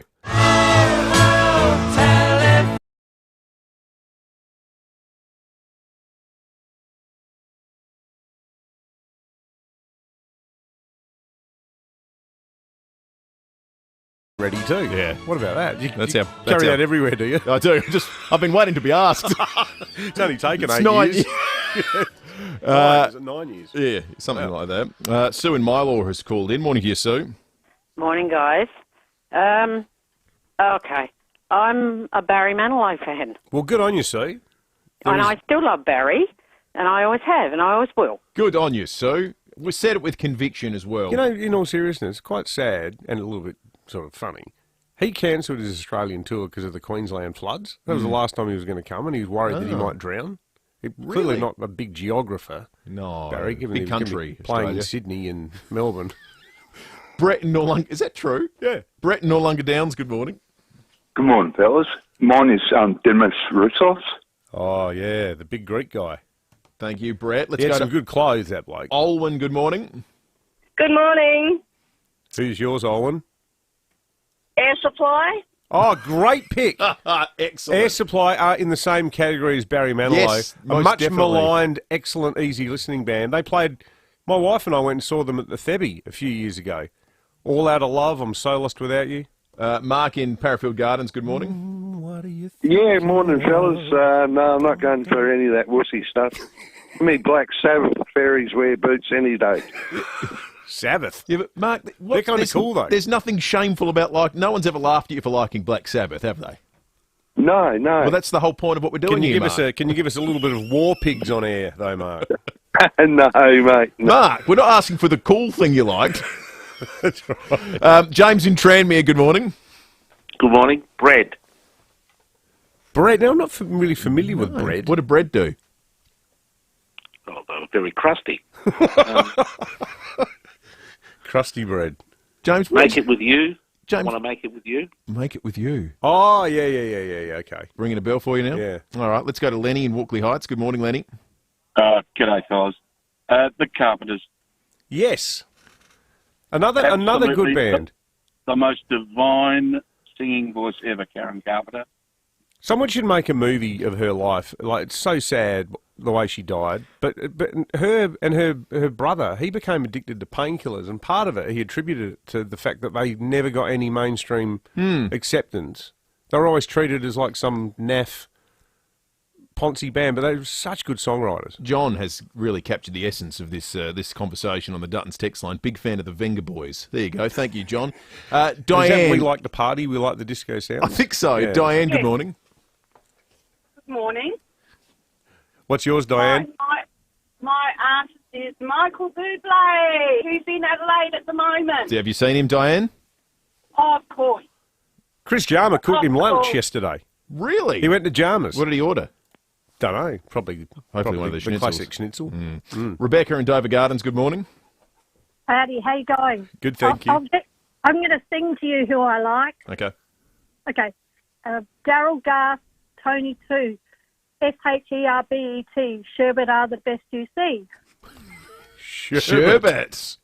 How's that? Thank you, Rebecca. Who do we like for the Indiana Jones double pass? Well, look, I think just for the little bit of extra effort there, and because they are genuinely there, I reckon Sherbet. Good on Rebecca. you, Rebecca. You captured the spirit of the question perfectly, and you've won 2 tickets to see the new Indiana Jones film at the Capri Cinema, 7 p.m. July 5, supported by MGK Accountants and the Sammy D Foundation. Now, the Prime Minister spoke a short time ago outside Parliament House about the proposed new Russian embassy. The government has received very clear security advice as to the risk presented by a new Russian presence so close to Parliament House.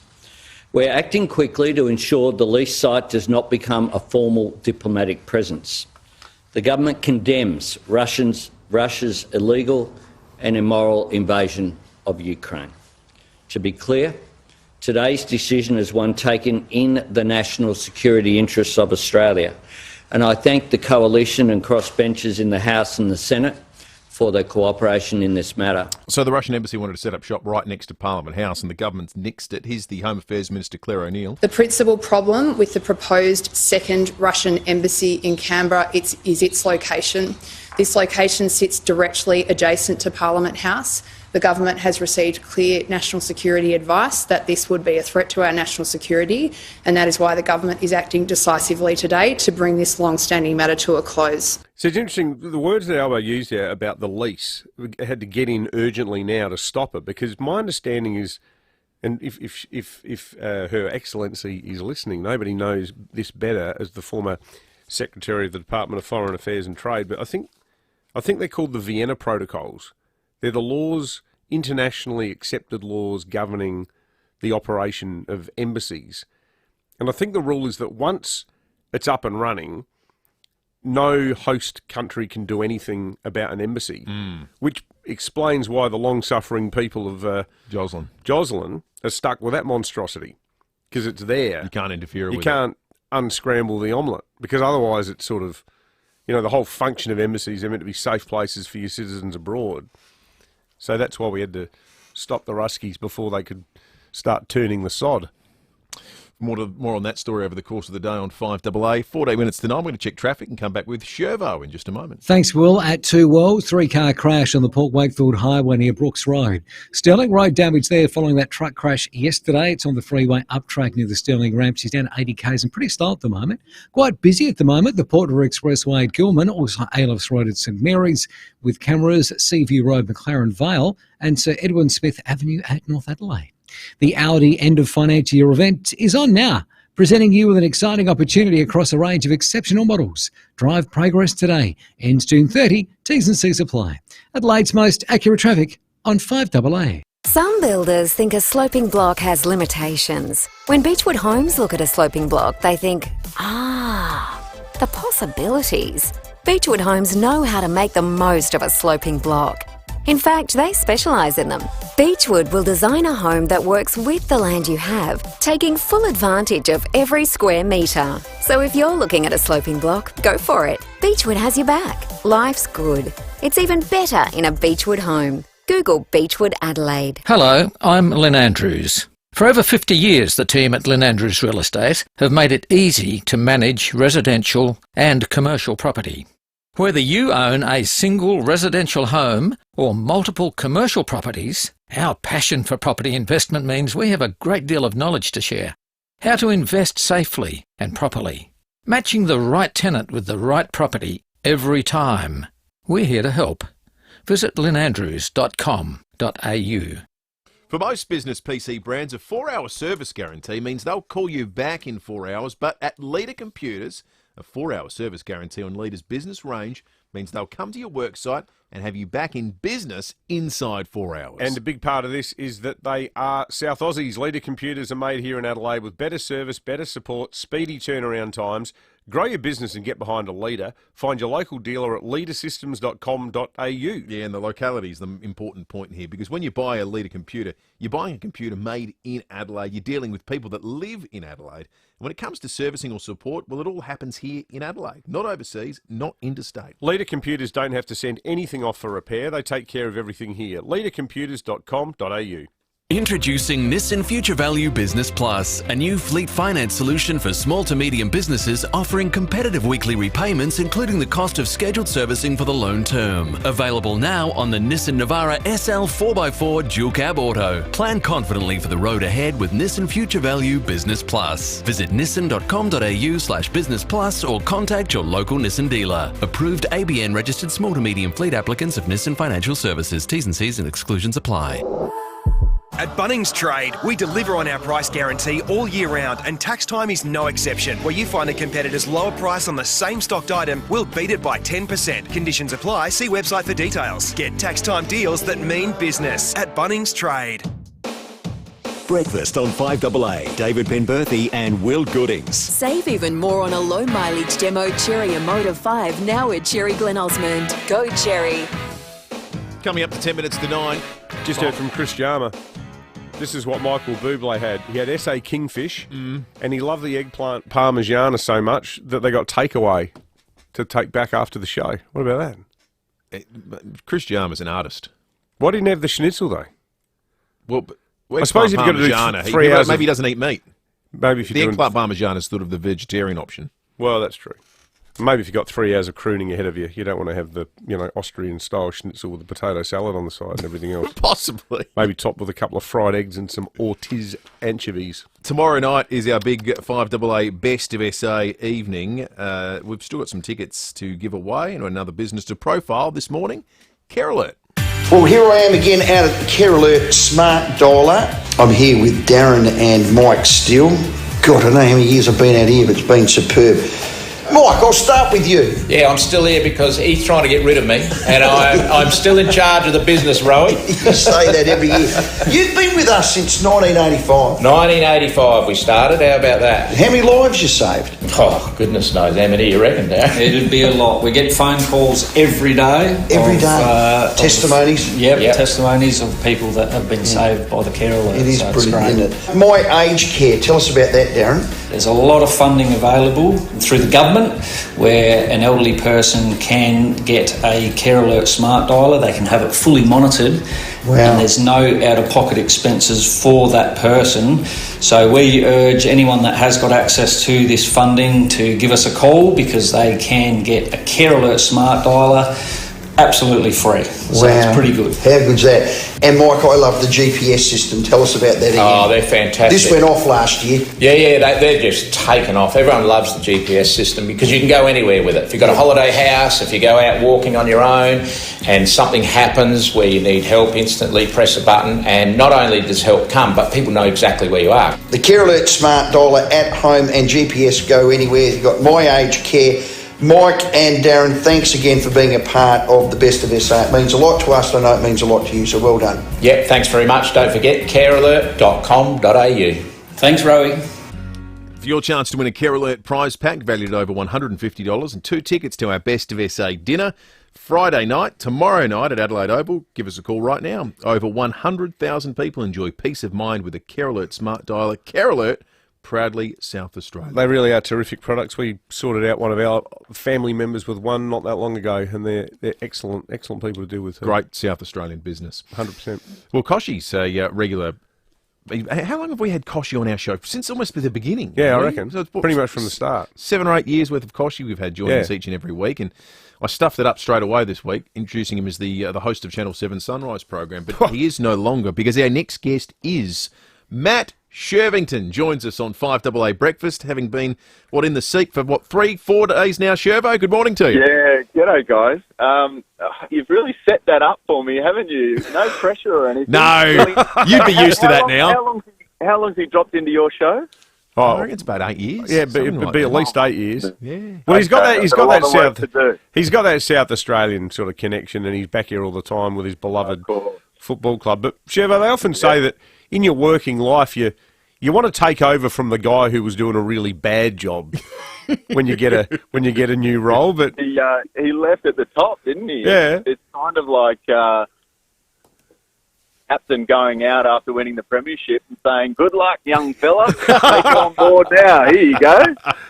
No, I feel really blessed to take the job, but more than anything, to have the endorsement of Koshi as I left was, it just made it that much easier and that much more enjoyable for me to jump in. And lucky enough to have a really good conversation with him before he left. Nat and I and Koshi had lunch last week together just quietly and spoke about the role. And he said 2 key things that really stuck out for me, which was, you're going to have the time of your life and you're perfect for the role. And those 2 things I think I'll carry for good. I think the other thing too, that part of his messaging and part of why I think not just him but the show has been a success is that there's nothing contrived about it. Like people, the rule is doesn't matter if you sound polished or whatever. I'm sort of doing a good example of that here now. But just be yourself. Just be yourself. Yeah, and that's what he said right from the beginning. And I think, you know, Aussies, we can pick it, can't we? I mean, you know, if you're fake and false, and there's a sense of bravado there, or ego, or anything like that, quickly. And Koshy was exactly that, a humble guy and an honest guy. And yeah, I'm determined to do the same and do it in my way. And you know, the dad jokes probably won't disappear, unfortunately. I've got a few up my sleeve, but yeah, no, it's a tough job. But the best thing too is that we're coming into a culture, a team at Sunrise, where we all support each other and get on really well. And testament to the fact that Koshy made his announcement a couple of weeks ago, and no one knew about it except for the key figures in the Sunrise team, and it didn't leak, it didn't get out before he had his chance, and it shows a mark of respect amongst the team at the moment, and it feels good to be a part of it. Yeah, well, mate, you're going to do it in your own image, though, and it's not like you're a newbie sort of thrown in the deep end. Like you've been part of the team there yourself for quite a while, and you've already got an established rapport. And you made a ripping start, mate, too. Yeah, it's been great. The audience has responded well to it, so good on you, Shervo. All the best with the immediate future, and anytime you want to jump in and chat with us here in Adelaide, we're more than happy to take the call. Matt Shervington, the new host of Channel 7's Sunrise program. It is time to go behind closed doors, thanks to Aussie Fast Transport Solutions, interstate freight, distribution, warehousing and local Adelaide couriers. Call Aussie Fast 13 13 64. And when we get behind closed 1395, Adelaide's 5AA. This is the Saturday Sports Show. KG and Cornsey. Welcome back, folks, to the Saturday Sports Show. Graham Corns with you, and the legend of South Australian sport, KG Cunningham. Yes, here I am, stud. I think it's good that you seem to have given up arguing with me when I call you a legend. Yes, that's true, I have. It's been very obvious lately, hasn't it? It has. I think people have noticed it. They probably have, yes. Well, what's happened? What's changed? Well, I think basically, Studley, I've come to realise that you're absolutely right. I am a legend and you can't argue with the facts. Yes, okay. Nothing wrong with just stating the bleeding obvious, Stud. Yes, all right. Well, you can still be a bit humble. Well, Studley, it's hard to be humble when there's hardly anything to be humble about. Actually, I think I preferred it when you argued with me. Oh, well, make up your mind. Okay, go back to the way it was. I'll try it again. Welcome back, folks. Graham Corns with you, and the legend of South Australian sport, KG Cunningham. No, not a legend, just KG Studley. Well, that wasn't very convincing. Well, you've convinced me that maybe I am a legend, so get over it. A text from Jeff who says, Graham and Ken, it's a bit sad when the most entertaining thing in an AFL game is a pitch invader. Oh, yeah, that game was terrible. Swans and St Kilda, terrible. The pitch invader was good and he got away. It was very funny. About 8 blokes chasing him. That's right, yeah. And they couldn't catch him. But we shouldn't laugh, Studley. No, that's right. Don't anyone do that. Do what? Don't invade the ground. Oh, no, don't do that. No. And he dived over the fence and ran up the rows of seats and disappeared into the stadium. It was very, very funny. It was the best part of the game, Stud. It was very entertaining. Yes, but don't do that. No, don't do it. 2 minutes to 9, time for Fuel Watch. Download the free RAA app today to find the cheapest fuel in an instant. The cheap spots, the Liberty Main North Road, Blair Athol, $1.65.5. The Liberty Eric Road, Old Noarlunga, $1.77.5. The OTR Gorge Road, Athelston, $1.64.9. And the cheapest diesel, the United Prospect Road, Blair Athol, $1.67.5. Thanks for all your contributions to your show via the Foodland Supermarkets Facebook and YouTube live stream. Indeed, your text too. SA's best budget coverage tomorrow, what it means for you, all the key players with their views. See you at the brand new Dutton's, Mitsubishi, Hyundai and Ram showrooms in Murray Bridge, now open. Matt Pantelis next, and we'll catch you tomorrow morning. On 5AA mornings, more bad news on the cost of living front. AGL customers receiving power bills with hikes of over 30%. It's time to shop around.